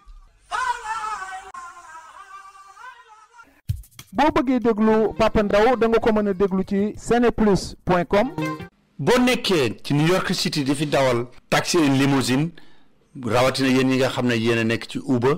ak lift déglu leen bu baax xabaar bu neex bi nga xam ne Luxor Motor Company bu nekk ci Long Island City moo leen ko indil mu ne bu fekkee ne da ngay dawal Uber wala lift te bëgg moom sa oto bopp ñëwal amul benn xaalis bu ñu lay laaj te da nga gagné lu gën a bari li nga xam ne mooy sa licence su TLC ak yooyu yëpp ak lu jëm ci assurance bi oto bi nga yoroon di ko dawal ñu jël ko ci yow fay la li nga xam ne moom la war a jar te liñ la ci dollil pour nga am sa oto bopp doo ci joxe dërëm dañ la koy lebal loolu yëpp Luxor Motor Company mën na la cee dimbali bu baax a baax bul di louer bu fekkee da ngaa mën a am sa oto bopp jaratu ko boo ci bëggee xam lu gën a leer da ngay woo Yaaya Bari ci 1888 746 0303 1888 746 0303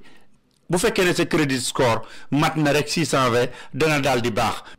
li nekk ci ay taxes ak yeneen fees yi rek yuy war a fay loolu dong la ñu la ciy laaj kon nag bu fekkee ne da nga cee bëgg a xam lu gën a leer woowal Yaaya Bari bu Luxor Motor Company ci 1888 746 0303 1888 746 0303. jërëjëf mbokki déglukat yi jërëjëf Fallou Dieng Pape dellusiwaat nañu ci xibaar yi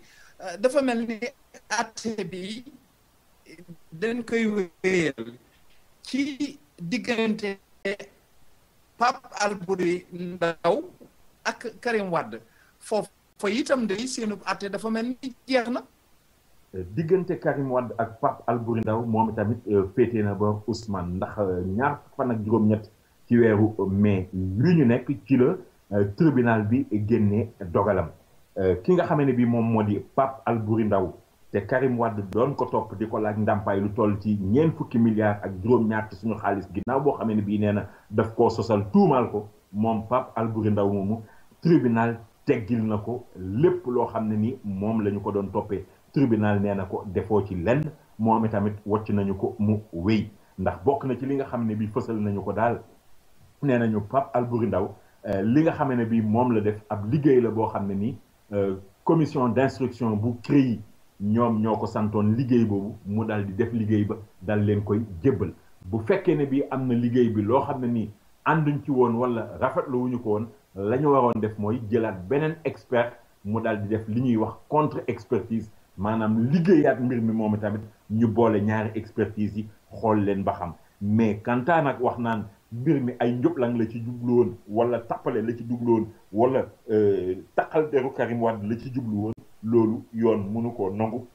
rawatina bi nga xam ne bii nee nañu tamit ñoom gis nañu ne Pape Albouri Ndaw en tant qu'expert amul benn kattan wala benn man-man boo xam ne ni mën na koo pousser ab banque pour relever li nga xam ne bii moom la ñuy wax secret bancaire kon jàppal ne rek Ousmane guddi gàtt Pape Albouri Ndaw moom tamit fu ko neex dem ginnaaw boo xamee ne bii la ñu ko doon tuumaal tribunal setal na ci deram. tribunal setal na ci deram Pape beneen mbirum yoon a ngi nii Thione Seck mi nga xam ni dafa siiw lool ci dëkk bi dafa mel ni moom itam day am na mbir ak attekat bi Pape lu xew ci seen diggante. waaw lu leer Ousmane Thione Seck siiw na de ndax bañ na ko sax ba am na benn woyam boo xam ne nii mosoon na ko ci woy di wax naan siiw du jàmm borom mais Ousmane Thione Seck li nga xam ne bii moom la ñu koy toppee dafa doy waar ndax nag mbiru xaalis la ñu koy toppee li nga xam ne bii dañuy wax naan mbiru faux billet la fi mu nekk nii xam nga Sénégal rumeur daf fee gaaw ba ñuy door a teg loxo Thione Seck ci àllarba ji rek nit ñi ñu ngi doon commencé di wax naan xaalis bi ay milliards la mais fi mu nekk nii tey jii tembe mënuñoo sore ci ñaata la donte am na ñoo xam ne nii ñu ngi jéem wax naan la ñu gis këram toll na ci $1 million ci xaalisu Amérique maanaam dollar ak $20 millions ak ñett ci sunu xaalis ñu di ko wax CFA. alors fi mu nekk nii nag tey jii Thione Seck ma nga gendarmerie bu Colobane section gendarmerie recherche waaye ci aljuma ji la ñu war a jébbal Thione Seck ki nga xam ne bii moom moo di procureur su boobaa nag procureur mooy yore cëggal guyam pour seet ndax da koy bàyyi mu ñibbi wala dañu koy dénk ab juge mu càmbar ay mbiram wala dañu koy jël dugal kaso teg ko foofu en attendant mais li ñu mën a wax ci lu leer Ousmane mooy nit koo xam ne nii dañu koy topp ci wàllu xaalis boo xam ne nii ay faux billets la dañu wax ne article 119 bu code pénal dafay wax ne bu fekkee ne nit ki am na li ñuy wax circonstance atténuante mën nañu koo tëj lu tolloo mbaa lu yées juróomi ati kaso ak million ci suñu xaalis ci alamaan bu fekkee ne bii nag li mu def amul circonstance atténuante mais dañu jàpp ne lu garaaw a garaaw la mën na cee jëlee kaso ba giiru dund ak ñaar fukki million ci suñu xaalis alamaan mais nag foofu yëpp yeggaguñu fa ginnaaw boo xamee ne bii daal li leer te wér ndax nag rapport gendarme yi gisaguñu ko procureur defagul communiqué pour ñu xam xaalis bi nu mu toll mais dañu ne daal benn waay boo xam ne nii moom la gendarme yi doon topp di ko siiwal kooku la ñu gis ci ay dem ak dikkam ak duggam ak génnam ndax dañ ko mos a topp ci mbiru soppi xaalis wala yu ni mel la ñu gis daal dugg yum doon duggee biir kër Thione Seck ba ñu yegg fa nag ba teg ko loxo tegaale loxo Thione ndax xaalis boo xam ne nii dañ ko fa fekk foofee ci kër gi loolu nag nekk tey jii loo xam ne nii yëngal na réew mi ndax ñu ngi wax naan am na ay kilifa diine ñee ngi naan am na ñu yëngatu ci langue politique bi ñee ngi naan am na ay woykat ñee ngi naan am nañu siiw ñoo xam ne ni ñu ngi def seen kéemtalaayu kattan pour génne Thione Seck ci guta gi nga xam ne nii moom la dugg Ousmane nañu topp rek li ci kanam raw li gët lu ci munti xew diggante tey ak suba dana leer. ab dafa mel ni Thione yaa ngi doon wax naan boo mënees na ko bu fekkee ne li ñu koy wax dëgg la mënees na koo tëj lii mënees na koo tëj lee mënees na koo tëj lu mu ci mën di xew moom mu ngi mel ne ni mu ngi nettali bisam bu njëkk ca foofa wala boog mu nga cay wax fee nga xam ne jàpp nañ ko tey. waaw Ousmane xam nga Thione comme ni ñuy wax rek nit ñu siiw ñu ñaare léeg-léeg taskat xabaar yi dañ leen di faral di jege naka noonu ci benn waxtaan boo xam ne ni Thione Seck mos na ko sëq ak journal bi nga xam ne nii moom la ñu doon wax coof ci la Thione Seck doon nettali jaar boo xam ne nii mos na koo jaar kaso te xëy na loolu ñu bari ci nit ñi yéguñu ko woon sax ndax boobu dafay fàttali rek ne lu yàgg la ndax jamono yooyee Abdoulaye Mboup rahmatullah alayhi mi ngi doon dund nee na fekk temps yooyu moom Thione mi ngi woon Baobab ci yooyee jamono la am koo xam ne nii nag mos naa luubal wala mos naa sàcc xaalis boo xam ne ni daal Abdoulaye Fofana nga xam ne ni mos na fi nekk ci jamonoy Senghor ministre de l'intérieur alors nee nañu moomu Abdoulaye Fofana moomee ca këram la am ku fa duggoon sàcc fa benn sac boo xam ne nii mi ngi defoon juróom-ñaari million ci xaalisu CFA ci suñu xaalis ak fukki million ci xaalis bi ñu doon wax yooyee jamono franc français alors léegi nag kooku ñu ne mi ngi tudd avocat moomu ba mu sàccee sac boobu defoon xaalis bi mu gisee xaalisu France bi dafa jàppoon ne loolu xaalis bu bon la mu daal di koy jël sànni ko juróom-ñaari millions yi nag mu jël ko dugg ak moom ci biir fi nga xam ne ni mën nañu wax ne mooy daal Dakaaru guddi ndax boobee ci la dem doon ànd ak ñaari woykat yoo xam ne kenn ki ñu ngi ko doon wax Doudou Seck keneen ki Missa Ngom ñu jóge fa dem Baobab fa nga xam ne nii fa la Thione Seck doon woy sàkku ci Thione Seck mu woyal leen li nga xam ne bii moom mooy Papa Ndiaye ba Thione Seck woyee Papa Ndiaye ndeene mu may ko juróom-benn fukki junni jox Ablaye Mboup fukki junni temps yooyu dafa doon wax moom avocat moomu naan benn diamantaire la boo xam ne ni Gabon la nekk après sax fay na Thione lu tolloog juróom fukki junni pour wax ko ne semaine boobu yëpp daal bu mu tëggal kenn ñoom ñaar ñooy nekk parce que boobu dafa mel ni rek dafa bëggoon a xaritoo ak Thione ci ginnaaw gi nag lañ wax ne Dakar Matin nga xam ne temps yooyu moom moo nekkoon journal bi amoon Sénégal moo bindoon wala yëgle woon nag càcc gi amoon kër ministre boobu bi ñu defee def enquête ci lañu mujj jàpp avocat jàppale sax woykat yu ndaw yi nga xam ne bi mooy Thione ak yeneen gaa yooyu gis nga après Ablaye Mboup moom dafa delloo fukki junni yeen ko mayeen ñu bàyyi ko saa si woykat yu ndaw yi nag ñoom ñu téye leen le temps que ñuy continuer enquête bi loolu la Thione doon expliquer di wax sax naan booy xool moom ba muy door a commencer nit ku tuuti la woon mais jàpp ba ñu ko jàppoon ak tëj bi ñu ko tëjoon kaso foofu la jóge woon sax commencé am yaram ba ni mu demee tey jii mais fi mu ne nii pour dellu soit ci xew-xewu tey bii nag fi mu nekk nii avocat am bi ñu ko laajee nee na moom mënagu cee sore parce que gisagul li nga xam ne nii mooy procès verbal bi waxagul ak Thione Seck aussi fi mu nekk nii li muy xaar daal mooy jot ci dossier bi wala en attendant procureur bu ñu ko jébbalee coon procureur moom mooy xam lan lay wax wala lan lay def bu boobaa danañ ci mën a dellu si mais li muy fàttali rek mooy enquêteurs yi nañu bàyyi xel ci ne Thione Seck dafa feebar rawatina yi tamit feebar bi ñuy wax diabète mi ngi ci moom kon am na nu ñu war a doxalee ak moom am na yu ñu war a moytu jëm ci ay mbiram Ousmane nañu topp rek ba xam fan lay mujj. waa Pape dafa mel ni itam loolu leer na ci mbirum Thione Seck kon xam nga nu ñuy def dañuy dugg ci mbirum politique bi dafa mel ni xale yi nga xam ne dañoo nekk ci parti socialiste ñoom dañoo am problème fi mu nekk ak Benno Bokk Yaakaar Pape lu xew ci seen diggante. waaw ci lu leer daal Ousmane mooy ndaw yi nga xamee ne bi dañu nekk parti socialiste ñoom li ñu bëgg fi mu nekk nii tembe mooy parti socialiste génn ci coalition boobu nga xam ne ni moom la ñuy wax Benno Bokk Yaakaar te parti yi lëngoo woon ak président Macky Sall jëm ci élection deuxième tour yi dal di ci bokk ndax tey jii fi mu nekk nii booy xool ndawi parti socialiste yooyu dañuy wax naan politique bi nga xam ne nii moom la gouvernement wala moom la président Macky Sall di doxal dëppoowul ak li nga xam ne bi moom moo arrangé Sénégalais yi ndax tey jii booy xool nee nañu même chiffres yi nga xam ne ni moom la ñuy joxe du chiffres yu baax parce que ñu ngi wax naan tey jii ñoom ñu ngi wax naan chômage bi jëm ci ndaw yi mi ngi toll ci limu téeméer boo jël fukk ak ñaar mais loolu ndaw yi parti socialiste yi weddi nañu ko parce que nee nañ jëlee nañu ci organismes internationaux yi ne chômage bi lim bi toll na ci téeméer boo jël ñaar fukk ñu ngi wax naan tam même ministre bi nga xam ne nii moom mooy Mame Mbaye Niang di jëwriñ bi ñu dénk mbirum ndaw yeeg yooyu mi ngi wax naan diggante 2012 ak 2014 amal nañu lu toll ci presque 94 354 emplois nee na loolu boo koy xool tamit dëppoowul ak li nga xam ne bii moom moo am parce que boo jëlee lim boobu téeméer boo ci jël juróom-ñeent fukki ak juróom-ñaar pratiquement ci secteur informel bi la ñu nekk mais ñi nga xam ne nii tey mën naa nekk ay liggéeyu embauchement ak yu ni demee xëy na mi ngi toll ci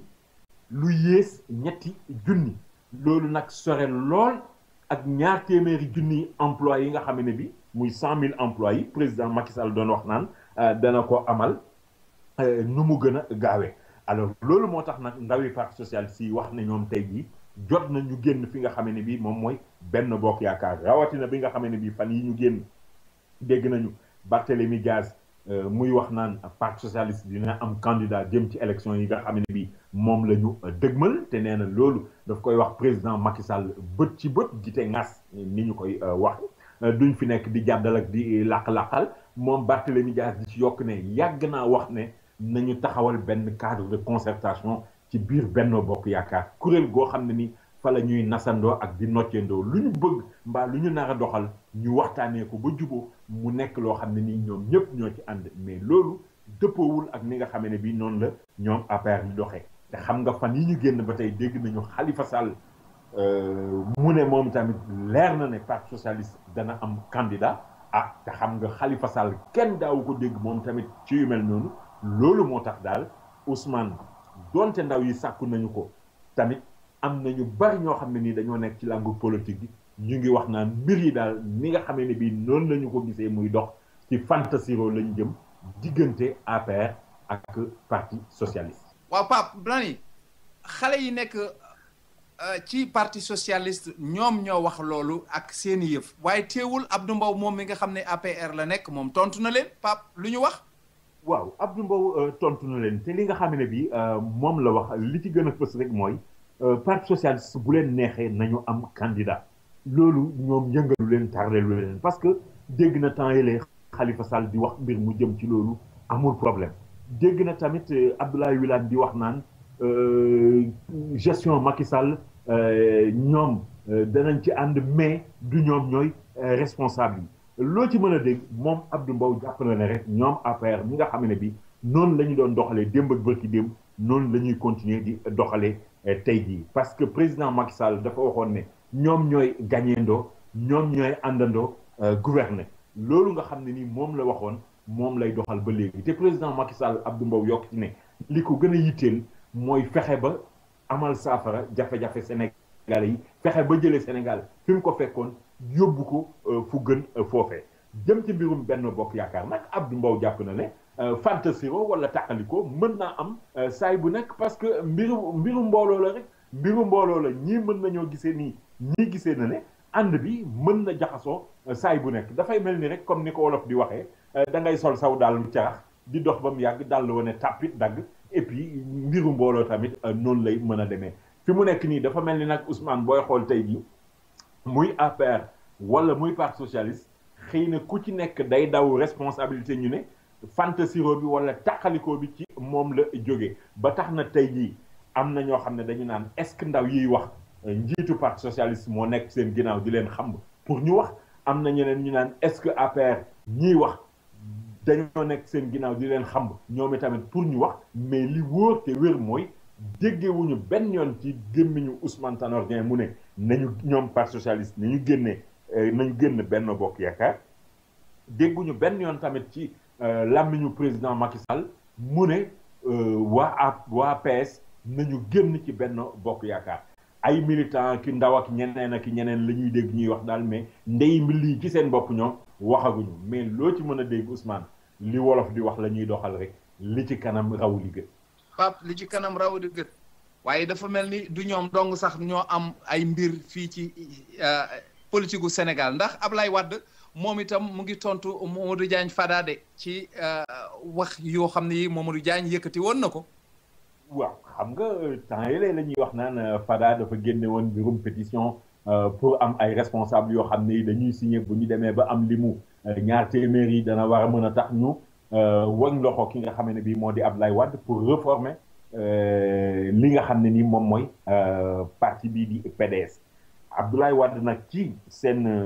comité directeur bii passé wax na jëm ci mbir moomu li mu jàpp rek mooy dafa mel ni ñoom Modou Diagne Fada dañ koy gasal ndëgg sërëx mais ndëgg sërëx boobee du ci joggi parce que nee na ñoom li ñu bëgg mooy merloo ko bu ko defee mu mer daal di leen di dàq ñu génn ci parti bi mais nee na loolu bu fekkee ne loolu dañu bëgg mën nañoo làmbi leneen parce que mu duñ ko yëngal duñ ko merloo du taxi tamit mu dàq leen ci parti bi ki nga xam ne bii moo di Omar Sarr di coordonnateur bu PDS moom bokk na ci li nga xam ne ni moom la gis mooy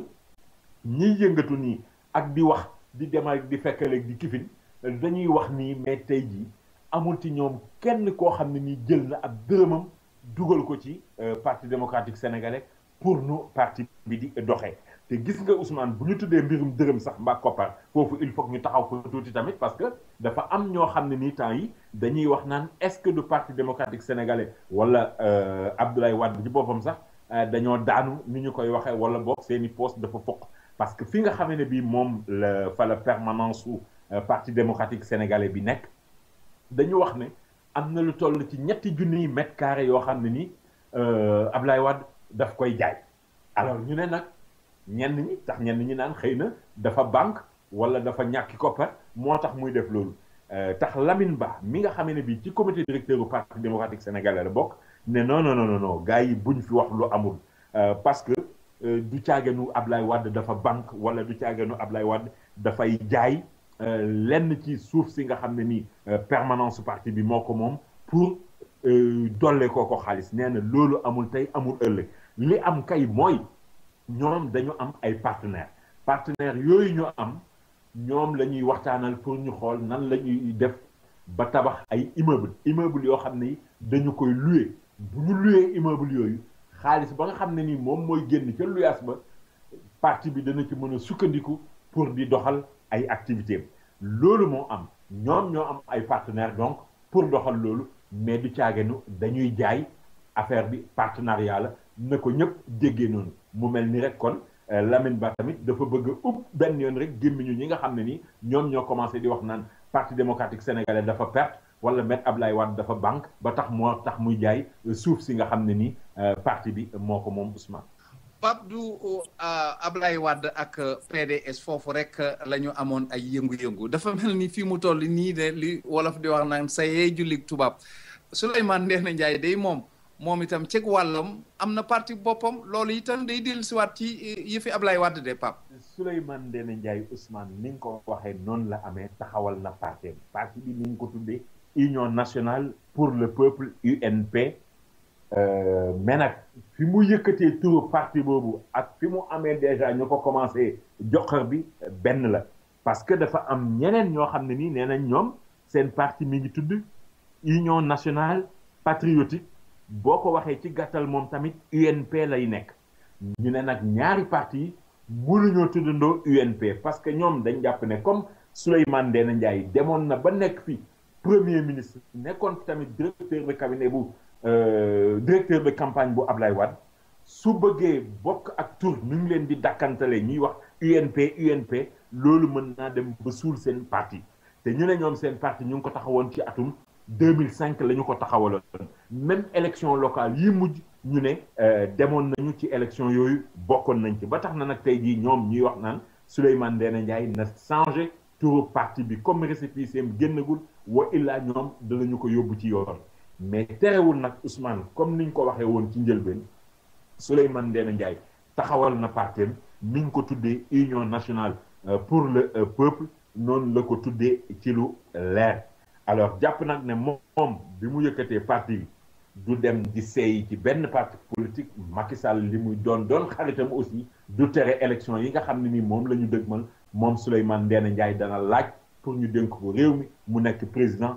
mën a doxal te itamit nee na bi nga xam ne bii mi ngi taxawal partem Abdoulaye Wade mi nga xam ne nii démb ak bërki démb ñoom ñaar ñoo àndoon te mën na wax ne Abdoulaye Wade cëslaayam la woon invité woon na ko mais Abdoulaye Wade moom moo ñëwul ñi nga xam ne bi ñoom la bokkal parti bi tamit wala ñooñu la seen tour nekk ci bureau bi Souleymane Ndéné Ndiaye nangoogu koo wax lan la ci jublu est-ce que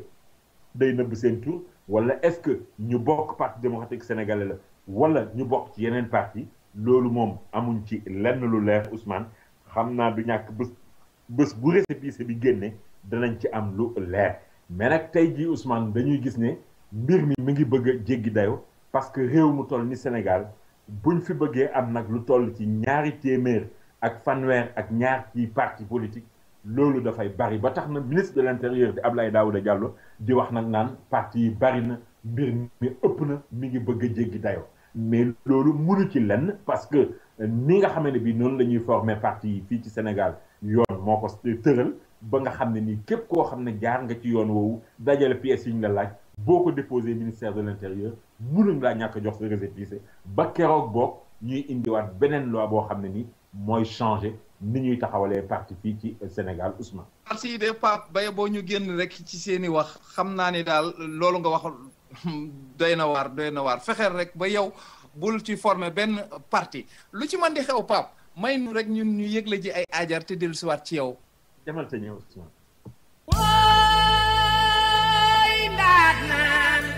képp ku yaakaar ne expérience am na lu ko mën a wuutu boobu da ngaa demagul Africa Travel Management boo demee Africa Travel Management ba fekk fa Cheikh Diwane Sylla ak expert ya mu àndal da nga xam ne agence boobu rek moo lay wax ne la avion boo bëgg a demee ak fu mu mën a jëm muy South Africa Delta Royal Air Maroc njëg yi gën a yomb ñoo la koy wax la avion bi ngay demee Africa Travel Management mi ngi nekk fii ci New York 515 Madison Avenue ca 9th floor ba ci corner 53rd Street bu dee ca Sénégal ma nga nekk ca West Foire ci VDN bi immeuble numéro 147 ca premier étage ba ci Dakar Yoff bu la neexee mën ngaa woote fii ci New York 212 481 3850 wala ca Ndakaaru 221 33 820 6042 wala sax li gën a yomb mën ngaa dugg ci seen website www.myafricatravelonline.com.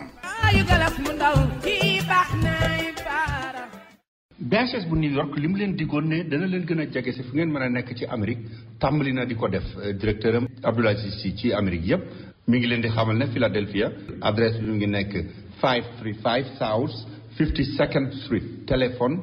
215-863-8002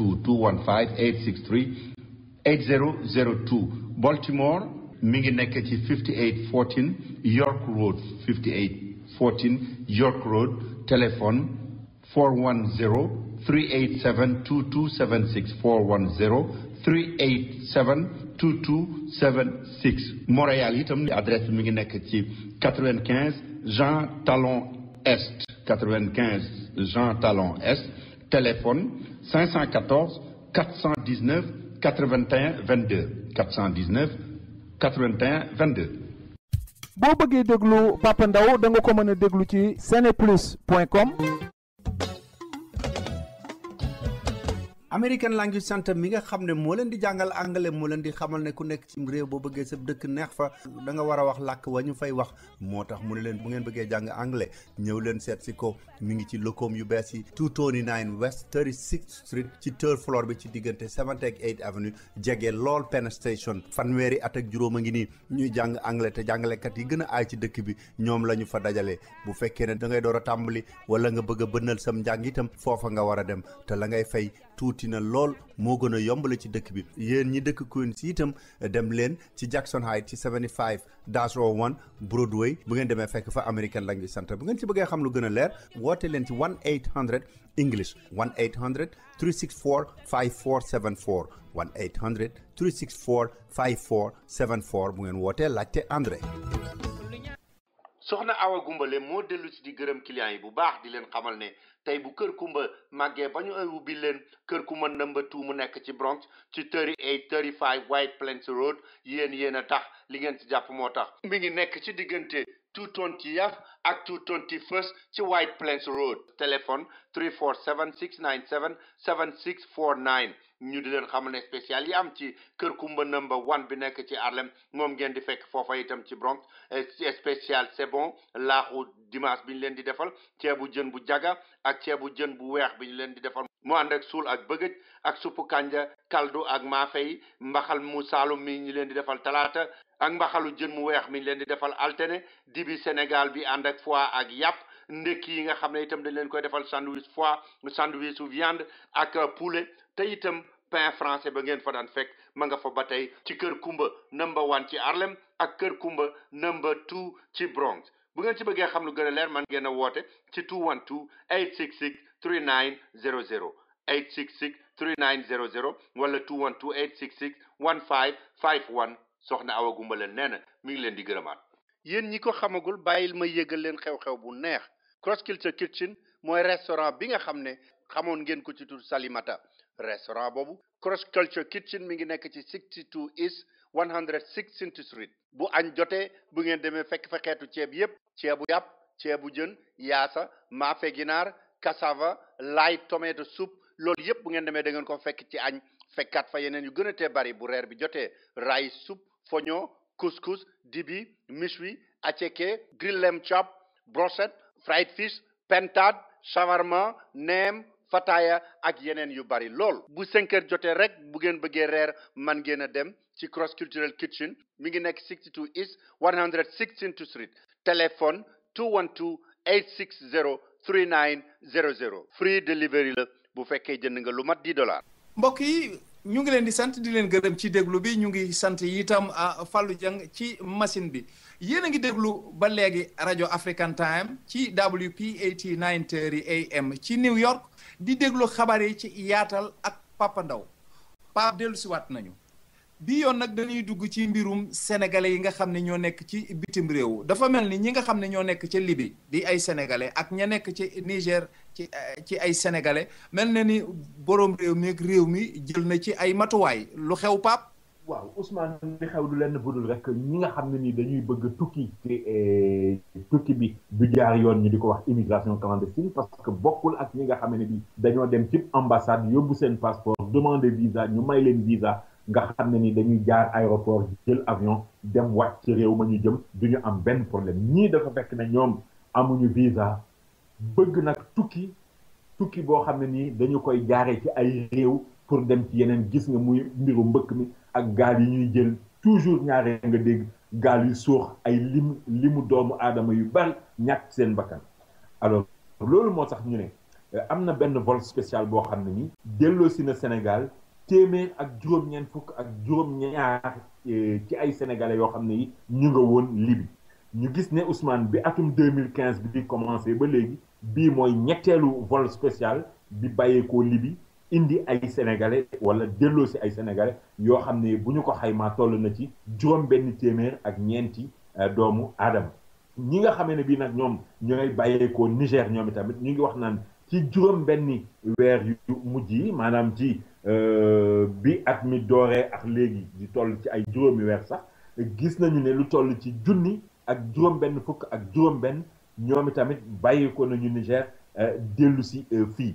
te ñu gis ne loolu tamit dëgg la nguur gi dugal na ci loxoom mais am na ndimbal loo xam ne tamit office migration internationale ñoom tamit dugal nañ ci seen loxo jàppale gouvernement au Sénégal pour ñooñu fekk baax réewu Sénégal di mën a dellu si fii ci réew mi parce que nag dëgg la dañuy dem pour wuti waaye wuti boo xam ne nii tamit xëy na sa bakkan dafay nekk ci xot bokkul ci li nga xamee ne bii daal tane na wala ci li nga xam ne nii gën na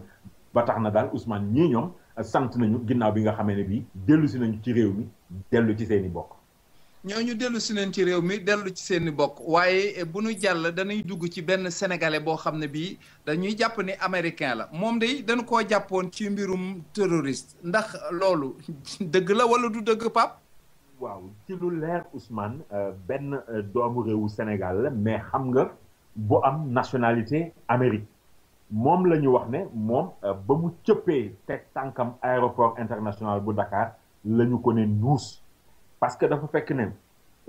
autorité sénégalaise yi ak autorité américaine yi ci collaboration bi nga xam ne bii ñu ngi koy def dañu gis ne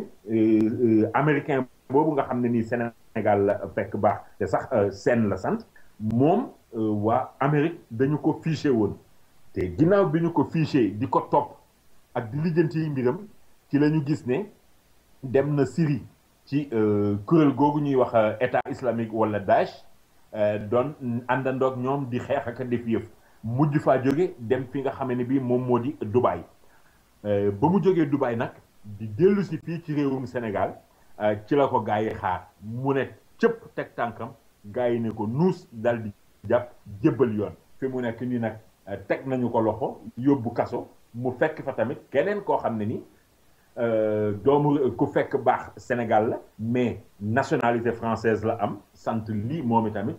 fi mu nekk nii ñu nga ca kaso ba bu mel ni rek xeex bi nga xam ne bi gaa yaa ngi koy xeex ak ñi nga xam ne nii ay candidat lañu pour dugg ci mbirum terrorisme Ousmane tey jii la xeex boobu gën a tàgg. Pape xam naa xeexu loolu ngay tudd ci terrorisme day moom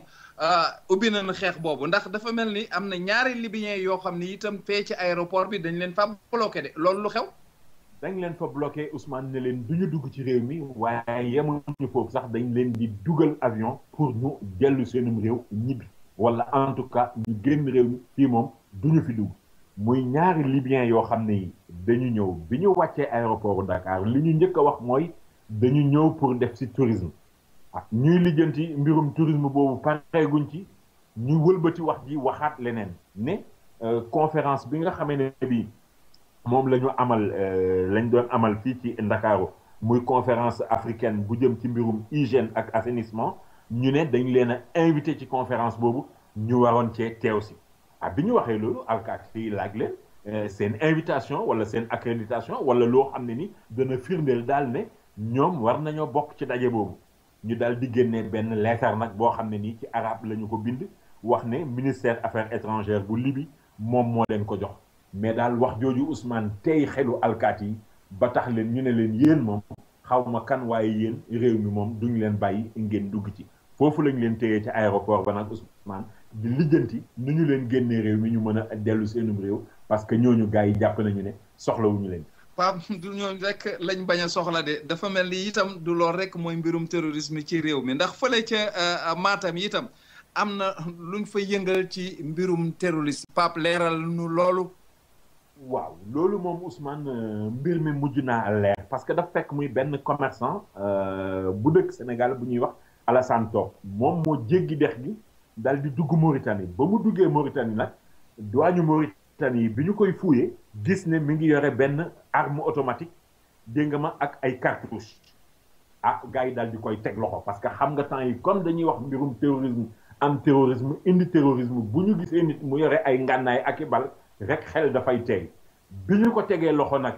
ay mbokkam yëg ko coow li jóg ñu commencé cee wax ginnaaw enquête ci la ñu gis ne daal demeewul noonu mais moom ab commerçant la woon ba tax nag mais terewul jot nañu koo téye ba atte ko ba ñu ko attee dañu ko daal di bàyyi mu dem mais teg nañu ko alamaanu ñaar fukki junni ci suñu xaalis te comme bañu koy jàpp mi ngi yore woon tamit benn enveloppe boo xam ne million ci suñu xaalis mi ngi woon ci enveloppe bi ñu ko attee ba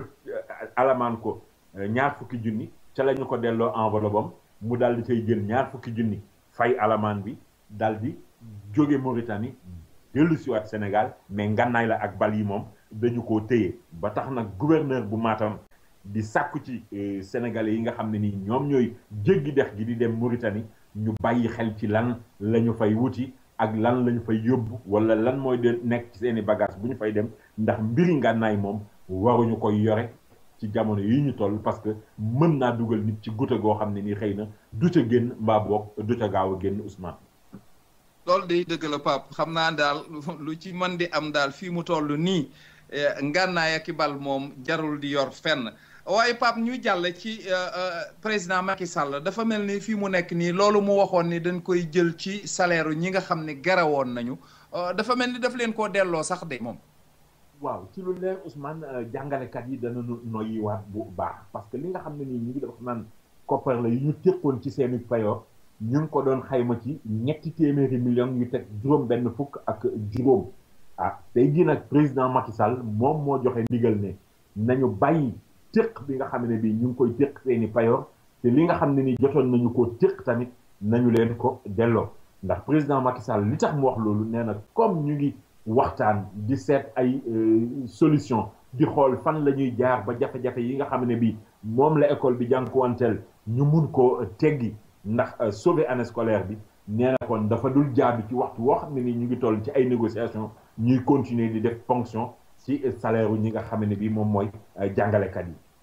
loolu nag jàngalekat yi rafetlu ko lool rawatina bi nga xam ne bii ñoom nee nañu dañu gis ne ñiy def grève ci réew mi yëpp ñoom rek lañ ciy téq seeni payoor ak yu ni mel ba tax ñu jàpp ne Ousmane kon waxtaan wi war naa mën a continuer wéy te itamit njariñ dana ci juddu donte nag temps yële ñu génn jëwriñ di ñu dénk mbirum njàng mi waxoon na ne examen yi moo xam ay ñoom entrée en sixième BFM ak baccalauréat ak yooyu yëpp danañu ko dàq ba ndeeteel weeru juillet mais loolu jàngalekat yi ñu ngi doon wax ñoom tamit naan war nañ cee waxtaan ak ñoom mais nag du ministre bi rek moo war a tëju ci bureau dal di jël ay décision ki dogal kon loolu yëpp Ousmane danañu ko topp ba xam daal fan la gaa yi mujj ci seenu waxtaan ak lan la ñu mujj d'accord. Pape fi mu nekk nag sama yaram dafa tàng mayaat ma tuuti rek ma dem yëgle ji ay aajar te dellusiwaat ci yow.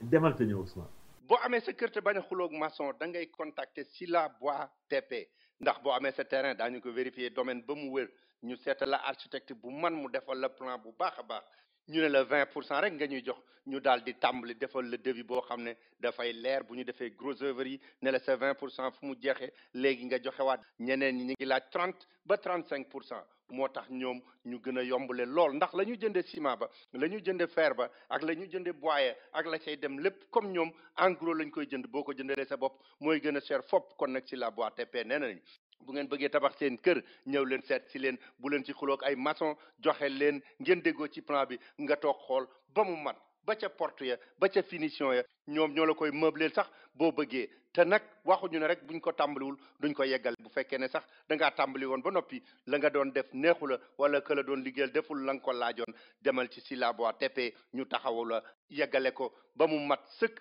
ñu meubleel la jox la say caabi nga daal di daagu dugg Sila Bois TP bu ngeen leen bëggee contacter ci New York man ngeen a woo Cheikh Abdou Cissé ci Matlabul Fawzeyni ci 212 749 6585 wala ngeen woote ci Ndakaaru ci Sila Bois TP 33 855 87 75 wala ci cellphone bi 77 638 39 15 wala ngeen dugg seen website www.silabois.com. BHS bu New York li mu leen digoon ne dana leen gën a jege si fu ngeen mën a nekk ci Amérique tàmbali na di ko def directeur am Abdoulaye Sy ci Amérique yëpp mi ngi leen di xamal ne Philadelphia adresse bi mu ngi nekk 535 South 52nd Street téléphone 215 863 8002 215 863 8002 Baltimore mi ngi nekk ci 5814 York Road 5814 York Road téléphone 410 387 2276 410 387-2276 Montréal itam adresse bi mi ngi nekk ci 95 Jean Talon Est 95 Jean Talon Est téléphone 514 419 81 22 419 81 22.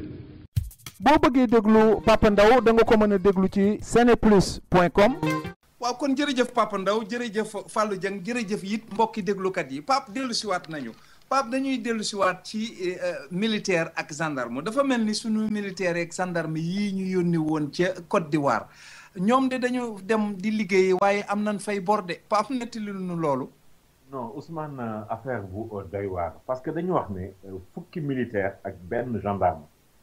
bokk ci ñi nga xam ne ni ñoom la ñu yebaloon Côte d'Ivoire ginnaaw bi pencum réew yi ñu di ko wax ONU nekk ca New York dogalee ne nañu dem dimbal ji Côte d'Ivoire ci jafe-jafe yi mu amoon donc Sénégal am ay militaire ak gendarme yu fa demoon am ci ñoom nag fukki militaire ak benn gendarme yoo xam ne ni ba ñu demee ba ñibbi si jot ci la ñu dem gis ñaari commerçant foofee ca Côte d'Ivoire benn ku fekk baax ca réew ma ak kenn koo xam ne nii sax moom ab sénégalais la daal di fa daal wuti bor lépp fa ay ordinateur portable ak ay téléphone portable ak bagage yu bare ba mbir yi toll ci ñaar fukki million ak juróom-ñett ci suñu xaalis ñu waxoon commerçant yooyu nag ne bu ñu yeggee suñu réew bu ñuy fay suñu xaalis bi nga xam ne bi moom lañ ñu war a jox ci campagne bi ñu ñëwoon fii buñ ñu koy jox rek ñu leen di yónnee seen xaalis aba commerçant yi ñoom it daal di gëm loolee tax ñu lebal leen seen marchandise mais sénégalais ba ñu ñibbisee ci réew mi rek la ñu daal di seey nangootuñoo sax wax lu jëm ci mbir yooyu commerçant yi ba ñu xaar ba commencé xaddi ñoom i tamit daal di ñëw Sénégal ngir fayu si seen i bor bi ñu ñëwee fii nag li ñu njëkk a def mooy bind plainte jébbal procureur mais bi ñu bindee plainte jébbal ko procureur procureur moom dafa daal di classé plainte bi parce que Ousmane foofu tamit xam nga dafay baax léeg-léeg ñu leeral fa tuuti parce que bor boo xam ne nii ñaari nit ñoo ko séq man Papa Ndaw ma ñëw yow Ousmane àbb la marchandise wala leb la xaalis wala yu ni mel loolu dañuy wax ne affaire civile la ba tax na nag bi ñu plainté jébbal procureur moom dafa classé dossier bi rek ne leen daal lii moom man mënuma koo lijjanti dem leen tribunal civil bu ko defee ngeen lijjanti ak ñoom nu ñu leen fayee seen xaalis mais tey jii avocat bi nga xam ne nii moom mooy layal ñaari commerçant yooyu kenn ki di ivoirien kenn ki di sénégalais dafa wax ne mbir mi dana jafe te dina metti parce que militaires yeeg gendarme yi dañu leen a tasaare ci biir Sénégal daanaka ci dëkk yu bare ba tax bu ñu bëggee topp mbir mi noonu dina metti ci commerçant yi tax nag avocat bi du métti lu li nga xam ne bii daal kilifa yi moo xam kilifa yi l'armée bi la wala gendarme yi ba tey yéeyu ñu yàbbi jëm ci mbir moomu Ousmane nga gis ne kon commerçant yi ñu ngi topp ci ginnaaw gars yi mais li ñu leen amel nag wax dëgg yàlla dafa bari ñaar fukki million ak juróom-ñett. loolu de Pape kawteef la waaye du kawteefu takk der yi de ndax ñee nga xam ne ñoo àndoon ak buuru Maroc bi ak ñii nga xam ne ñoo àndoon ak président Macky Sall di ay takk der yi dem ba ñu amee coow la fa mu mujje mooy ñu yóbbu ñeneen ña Pape nettali nu loolu itam. waaw loolu xam nga rek Ousmane ñu ngi ko doon wax aljuma jële ñu génn mooy jàppante yi nga xam ne bi moo doxoon ci diggante garde corps président Macky Sall yi ak garde corps roi Mohamed VI bi mu fi ñëwee xeex bi mujj nag mi ngi amee woon ca palais ginnaaw bi nga xam ne bi roi Mohamed VI dafa ñëw dugg palais am ci garde corps yi ñu ko bëgg a topp ci biir salle des banquets te ñu ne salon d'honneur bi te ñu ne leen woon duñu fa yegg foofu amuñu pour joti fa ñu xeexoo woon te ginnaaw bi ñu xam ne bii xeexoo nañ ci nag loolu nekk loo xam ne nii buuru Maroc bi daf koo métitlu ba tax bi ñu defee gëstu ci biir gis daal ne benn capitaine bu bokk ci garde corps marocain yi moom moo sookee woon mbir moom alors bi loolu leeree ci seen bopp nag moom capitaine boobu dañu ko jël dugal ko avion mu ñibbi Maroc ba mu demee Maroc yi tamit bàyyiwuñu ko mu doxi ay soxlaam dañu ko ne nuus dugal ko ci li nga xam ne bii moom mooy kaso soldat foofee ca Rabat en attendant nag ñuy lijjanti ay mbiram parce que daal roi Mohamed VI métti lu na lool jafe-jafe yi nga xam ne bii moo doxoon ci diggante garde corps yooyu. jërëjëf Pape ci loolu nañ dellu si waat nag ci lu gën a sedd ci loolu dafa mel ni université bii ñuy wax UCAD université Cheikh Anta Diop dafa mel ni ñoom itam léegi ñu am yeneen dëkkuwaay yu bees ak jàngukaay yu bees Pape loolu leeral nu ko. waaw Ousmane ñetti dëkkuwaay yu bees la ñu doon tabax fi nga xam ne bi moom moo di université Cheikh Anta Diop bu Dakar ndax xam nga étudiants yi toujours dañuy am ay jafe-jafe ci wàllu logement ba rawatina ñi jóge yeneen dëkk wala ñi nga xam ne bi sax ay Pikine ki Guédiawaye ki Tëngéej la ñuy dëkk wala yu ni mel ñooñu nag la ñu wax ne ñetti immeuble yi ñu leen doon tabaxal nga xam ne nii dana mën a dalal lu toll ci junni ak ñeent fukk ak ñeent te tabaxee ko lu toll ci ñeenti milliards ci suñu xaalis moom la ñu wax ne daal daanaka sotti na ndax jàpp nañu ne ci ndeetalu weeru juillet logement yooyu dana pare naka noonu ki nga xam ne nii moom la ñu dénk mbirum tabax bi wala tabax yi jëm ci li nga xam ne nii nguur gi moo koy def moom wax na sax ne yi nga xam ne nii ñu ngi ko doon tabaxi tamit ca Bambey muy ay logement wala Ndar wala Ziguinchor yooyu yëpp jàpp nañu ne weeru juillet dana pare parce que dañ jàppoon ne tabax yi ak juróom benn weer la waroon a toll te app boobu mooy doon weeru juillet te ni ñu xoolee liggéey bi ni muy doxee Ousmane app bi duñu ko weesu kon loolu njariñ lay doon ñeel étudiants yi. njariñ lay doon day ñeel étudiants yi ba étudiants yooyu di daloo seen dëkkuwaay yi itam de bii jàngalekat moom dafa mel ni dañoo wax ni dafa xaru xëy na Pape ca Saalum day la am. waaw mi ngi amee ci dëkk bi ñuy wax Njaayeen Bagana nekk ci diwaanu Kaffrine ñu ne moom jàngalekat boobu boori 5 heures du matin maanaam ci fajar gi la jóg rek daal di daw rek daanu ca teen ba bi mu daanoo ci teen bi nag am na sax benn waay boo xam ni gis na ko bi muy tàbb ci teen bi ndax mi ngi wax naan waxtu woowu mi ngi soloon lu weex alors lan moo tax nag étudiant kii kon directeur d'école boobu xaru te kat Ousmane booy xool amoon na ñaari soxna ak njaboot mais daal bi ñu laajee njabootam dañu ne daal mel na ni jëm ci mbirum élection mutuelle enseignants yi nekk foofee te jamono yi ñu koy def daal ñu koy amal loolu daal moo ko yóbbee loolu néew ba nag mujj nañu ko génnee ci teen bi yóbbu ko ca morgue ba mais daal Ousmane loo ci mën a dégg rek lu tiis la ndax xaru moom doy na waar rawatina ci ko amoon ñaari soxna ak njaboot. Pape beneen tiis a ngi de da amee ca jàmm gën dafa mel ni foofa day butéelu gaz dafa éclaté ci aw nit Pape. yóbbu borom kër ga ak ñaari doomam yu jigéen mi ngi amee ci jàmm gën fi ñuy wax cité millionnaire benn doom bu jigéen bi am fukki at ak ñeent daal moo jékki-jékki mel ni gaz daf ko doon xeeñ mu wax ko magam ju jigéen bi nga xam ne bi amoon na ñaar fukki at ak ñaar mujj ñu wax ko seen papa bi mu ñëwee moom itamit di xool daal ca la butéel ba kalaate Ousmane seen wayjur wu góor woowu maanaam seen papa moom moo njëkk a faatu bi ñu leen rawalee yóbbu leen hôpital doomam ju jigéen ji am ñaar fukki at ak ñaar mujj naa ñàkk bakkanam moom tamit ka toppoon ci moom am fukki at ak ñeent ñàkk bakkanam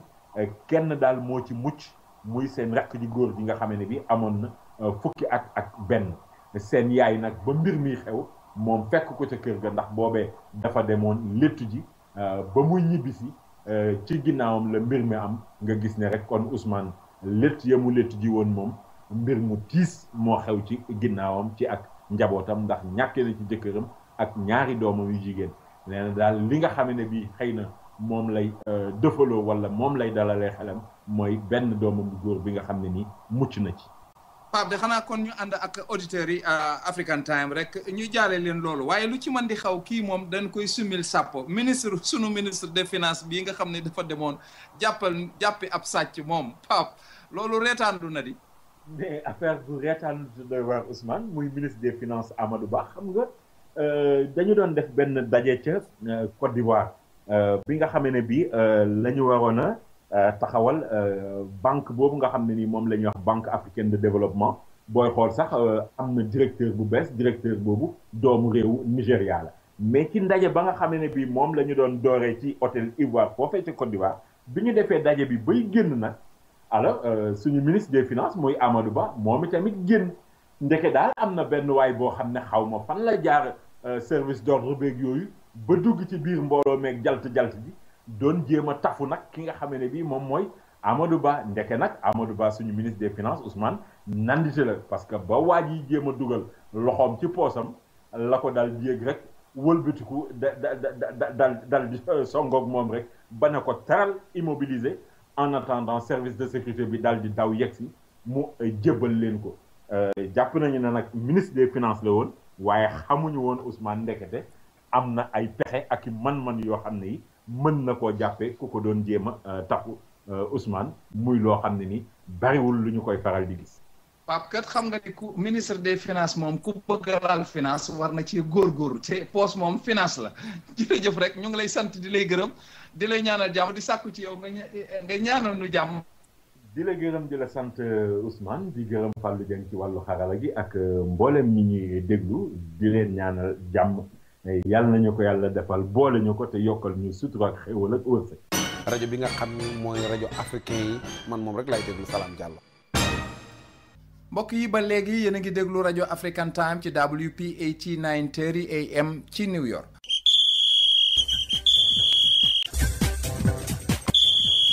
kon gannaaw ba ñu dégloo yenn ci xibaar yi ci ak yaatal ba noppi dañ leen di bàyyeek Alaaji Malick Ndiaye mu waxtaan ak yéen ci mbirum football bi. mbokk yi jaa ngeen jëf asalaamaaleykum ñu dooree xabaaru tàggat yaram moom moo jëm ci wàllu football ak tamit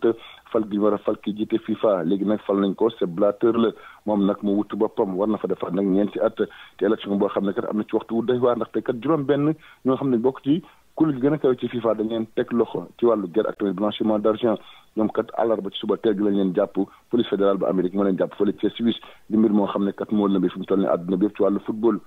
ay kàddu sax jóg nañ ngir wax rek ñu dàq élection yi ku ci mel ni kii di Michel Platini mi jiite UEFA ancien capitaine bu lay wax na ne kat kii di Sepp Blatter sax dafa war a tekk ndomba tànkam ministre français des affaires étrangères Laurent Fabius moom tam kàddu yu ni mel la yëkkati États-Unis tamit daal di nag daal di koy suuxlu tamit am na si ñoo xam ne sax dañu nekk fii ci Afrique nag bokkoon ci comité exécutif ci atum 2010 ñoom tam nag soxal nañ bu baax a baax enquêteur suisse yi mu ngi doomu Côte d'Ivoire di Jacques Anouma ak tamit Vida nekk doomu Égypte ak tamit président bu confédération africaine de football di Issa Hayatou dirigeant africain yi ka dañuy wax dañu leen a guerre loolu nag bi ñuy joxe coupe du monde atum 2018 ak tamit 2022 même coupe du monde 2010 sax ci la bokk ci Afrique du Sud nee nañ kat waa Afrique du Sud dañoo guerre waa FIFA yi ngir ñu jox leen rek organisation coupe du monde boobu noonu ba tey ci wàllu football ak tamit ci terrain yi ñu ngi waajal bu baax a baax éliminatoire CAN 2017 Sénégal di waajal jonganteem ak Burundi ñu jàpp ko fukki fan ak ñett bu 19h jotee ci stade du président Senghor. Aliou Cissé génne liste footballkat ñu tànn mu toll ci ñaar fukki footballkat ak ñett am na sax ñoo xam ne nag jëluñ leen ku ci mel ni Dame Ndoye Pape Djila Bodji Moussa Sow ak tamit Papis Demba Cissé ak Bouna Koundoul ñoom dañ leen sàppe ci liste boobu noonu am na sax ay ndaw yu dugg si ku ci mel ni Bardi bi nekk ci Auxerre ak tamit kii di Victor Bindia bi nekk ci Norvège des Aliou Cissé boobu nag am nañu ku bëri ñoo xam ne jàngat nañ ko ñenn ci joueurs yi nga xam ne jëluñ leen sax ñoom dañu actionné presse bi di tëkkale Aliou Cissé de ak kii di Yaya Jammeh neneen kat bureau dafa ñu roog CREI maanaam cour de répression de l'enrichissement illicite bi topp ñoom ñu am alal bu sellut fii ci biir Sénégal gaynde war a doon seen regroupement nag ci début juin fële ca Saly ñu wax ci wàllu coupe du monde U20 ak gaynde ndaw yi war a dugg si jogante yi nag seen diggante ak Portugal jàpp nañ ko nag dimanche fanweeri fan ak benn ci weeru mai bii ñoom kat ak nañ fa li nga xam moo nekk ca Hamilton Abdou Cissé nag bi nekk ci Ajaccio moom dafa forfait ndax dafa gaañu waaye FIFA kat day laaj ñu indi kayit yu wóor yu wax ne dafa gaañu su ko defee ñu mën ko remplacer yenn équipe bu poule yi maanaam ñu bokk ak Sénégal poule Colombie la ak tamit Qatar Ghana Nigéria ak Mali ñoom yeneen dëkk Afrique yi war a teewal nag ñoo nekk yeneen dëkk Afrique yoo xam ne dañ teew fële ci wàllu coupe du monde bi bu ñu soitee fii ci ñun nag ci Ligue 1 bi Stade de Mbour fi mu toll nii moom moo jiitoogam ci wàllu championnat bi ginnaaw ba mu gagné Guédiawaye Football Club benn bal ci dara Douane ak Wakam ñoo jël deuxième Pikine ak Port nag ñoo mujj Jaraaf moo nekk deuxième équipe non relégable ci wàllu lamb ci gën a fës mooy diggante Sa Thiès ak Lac Rose loolu nag jàpp nañ ko dimanche ca stade Demba Diop combat boobu nag Pape Abdou Fall moo ko tëgg mu nekkoon El Hadji Malick Ndiaye fii ci Dakar pour African Time.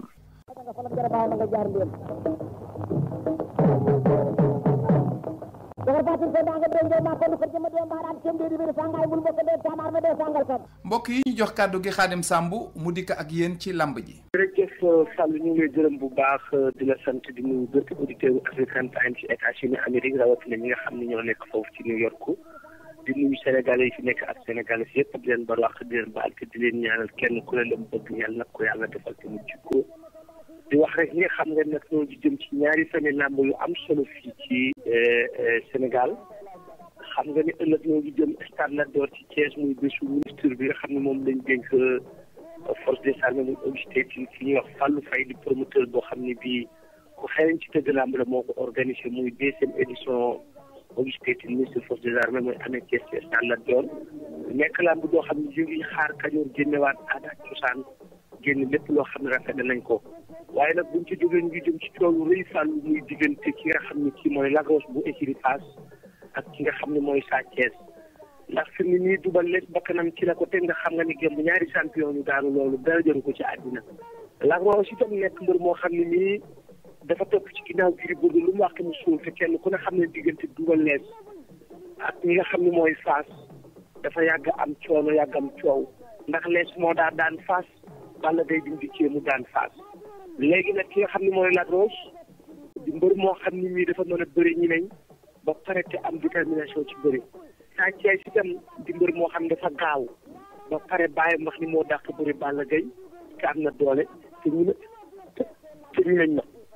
lamb jooju nag Pape Abdou Fall moo ko tëgg muy am dimanche ci stade Demba Diop nekk combat boo xam ne combat bu rëy la buñ ci jógee nag ñu ngi jëm ci bés bu lamb bu mag boo xam ne bii ci rek nga xam ne mooy Tapha Tine war a daje ak Sos waaye ci la Gouye Gui war a daje ak Ama Baldé bu ko defee ñooñu dañuy daal di tàqalikoo ku ne seetu lu mu def buñ fa jógee nag ñu ngi xaar xamuñu ndax liñ naa sotteegul bu rek mañes diggante ki nga xam ne mooy Bombardier ak Modou Lo combat la boo xam ne taxaw na ba mbëri def nañu ay signature France def nañ ko Sénégal waaye fi may wax ak yow ci biir Sénégal kenn waxtaanatee du combat bi waaye am na ci nag lu ñuy xaar bu fa ko yàlla suñu borom dogalee bu fekkee lamb ji war na am ci saison 2015 normalement incha allah promoteur war naa yëngatu mu nekk bésu lamb bu am solo boo xam ne bii ñu ngi koy xaar Sos nag xam nga ni digganteem ak ki nga xam ne mooy Tapha Tine combat bu loomaate la waaye nag Sos dafa di bitti timis boo ko dàqee ci gétt fàllu day del siwaat bul nelaw ki nga xam ne mooy Ama Baldé dafa bëri woon ak guy gi daan ko mu ne booba xale la deuxièmement mooy combat bi mooy combat moo tax kere bi mu daanee Tapha Tine mu ne waa Pikine bu leen sibile bàyyi leen ba ma daan guy gi ngeen doon sibile loolu daal mooy ñaari fan lamb yi nga xam ni moom la ñuy xaar xam nga ni tam ñu ngi jóge dimanche ci samedi biiru génn mooy li nga xam ne mooy li ëpp doole ci at mi ci bëre nga xam ne bu fekkan ni moo am fàllu moom la ñuy wax coupe du Sénégal mooy li nga xam ni mooy drapeau chef de l'État fukki diwaan ak ñeent ñoom ñëpp participé nañu ñëw kenn ku ci nekk participé ci mu nekk bés bu lamb boo xam ni dëkk bii nga xam ne xolu lamb la mooy Fatick ñu def sa éliminatoire alxames ajjuma ak samedi ci la lamb ji jeex waaye équipe par équipe bi nga xam ne moom la ñu compétir Kaffrine moo final ak ki nga xam ne kii mooy Fatick kañe ko kon Fatick tegal na fàllu ñetti at di gagné drapeau chef de l'État par équipe mu nekk feet bu am solo cadre bi Fatick yëpp ñëw nañu le directeur général port autonome docteur Cheikh Kanté moom itam def ay teraanga ndax moom rek la yàlla dimbali 14 régions yi région bu ci nekk am na teraanga bu mu la jox boo xam ne moom ngay lekk ba ngay delluwaat les communicateurs traditionnels kenn ku ci nekk jabaram jox na la mbubu jëkkëri teraanga jox la ndax daf ni bésu président Macky Sall ci bésu réew mi amul askan amul xeet amul parti amul couleur politique mu ne moom dafay dalal ñëpp teral ñëpp mu doon loo xam ne teewoon na ko ki nga xam ne mooy ministre du sport di Makhtar Ba ak Mbagnick Ndiaye ak Abdoulaye Diouf daal su président bi mais xam nga ne Bouba Diallo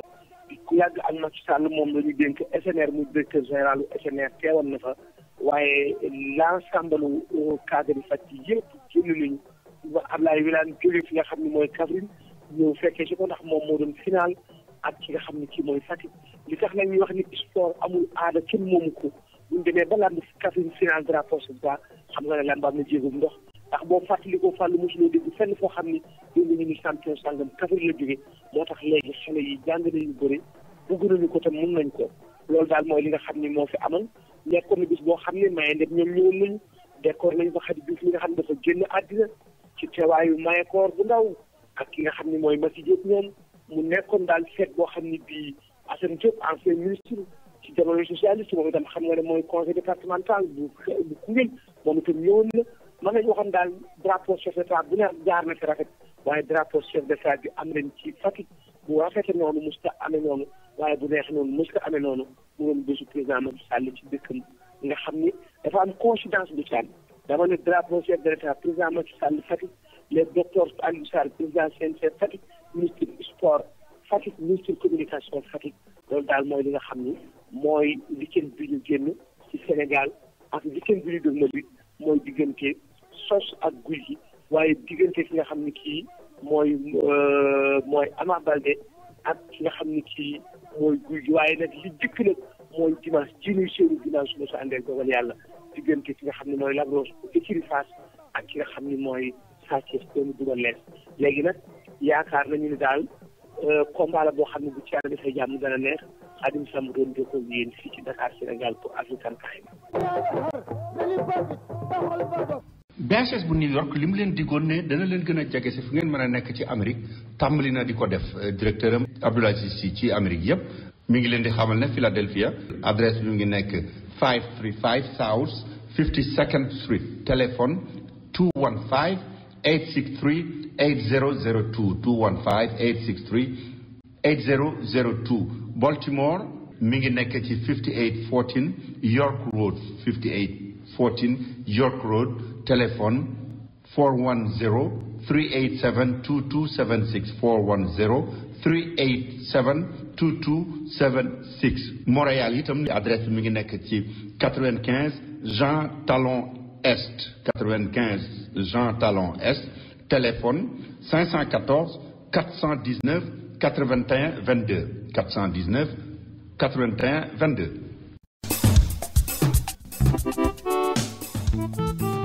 jërë ngeen jëf mbokk yi ci jokkoo bi ak rajo African Time lii nag mooy li fi dikkoon ci ay xabaar te nu mën leen koo jottali kon nag Ousmane Lo ak Fallou Dieng ak ñi nu àndaloon ci njiital Dambaabu ñoo leen di tàggu te di leen balu àq di leen ñaanal jàmm ak xéewal tey sàkku ci yéen ak ñaan di leen tàggu tey ba beneen ajjuma dikkati ak jàmm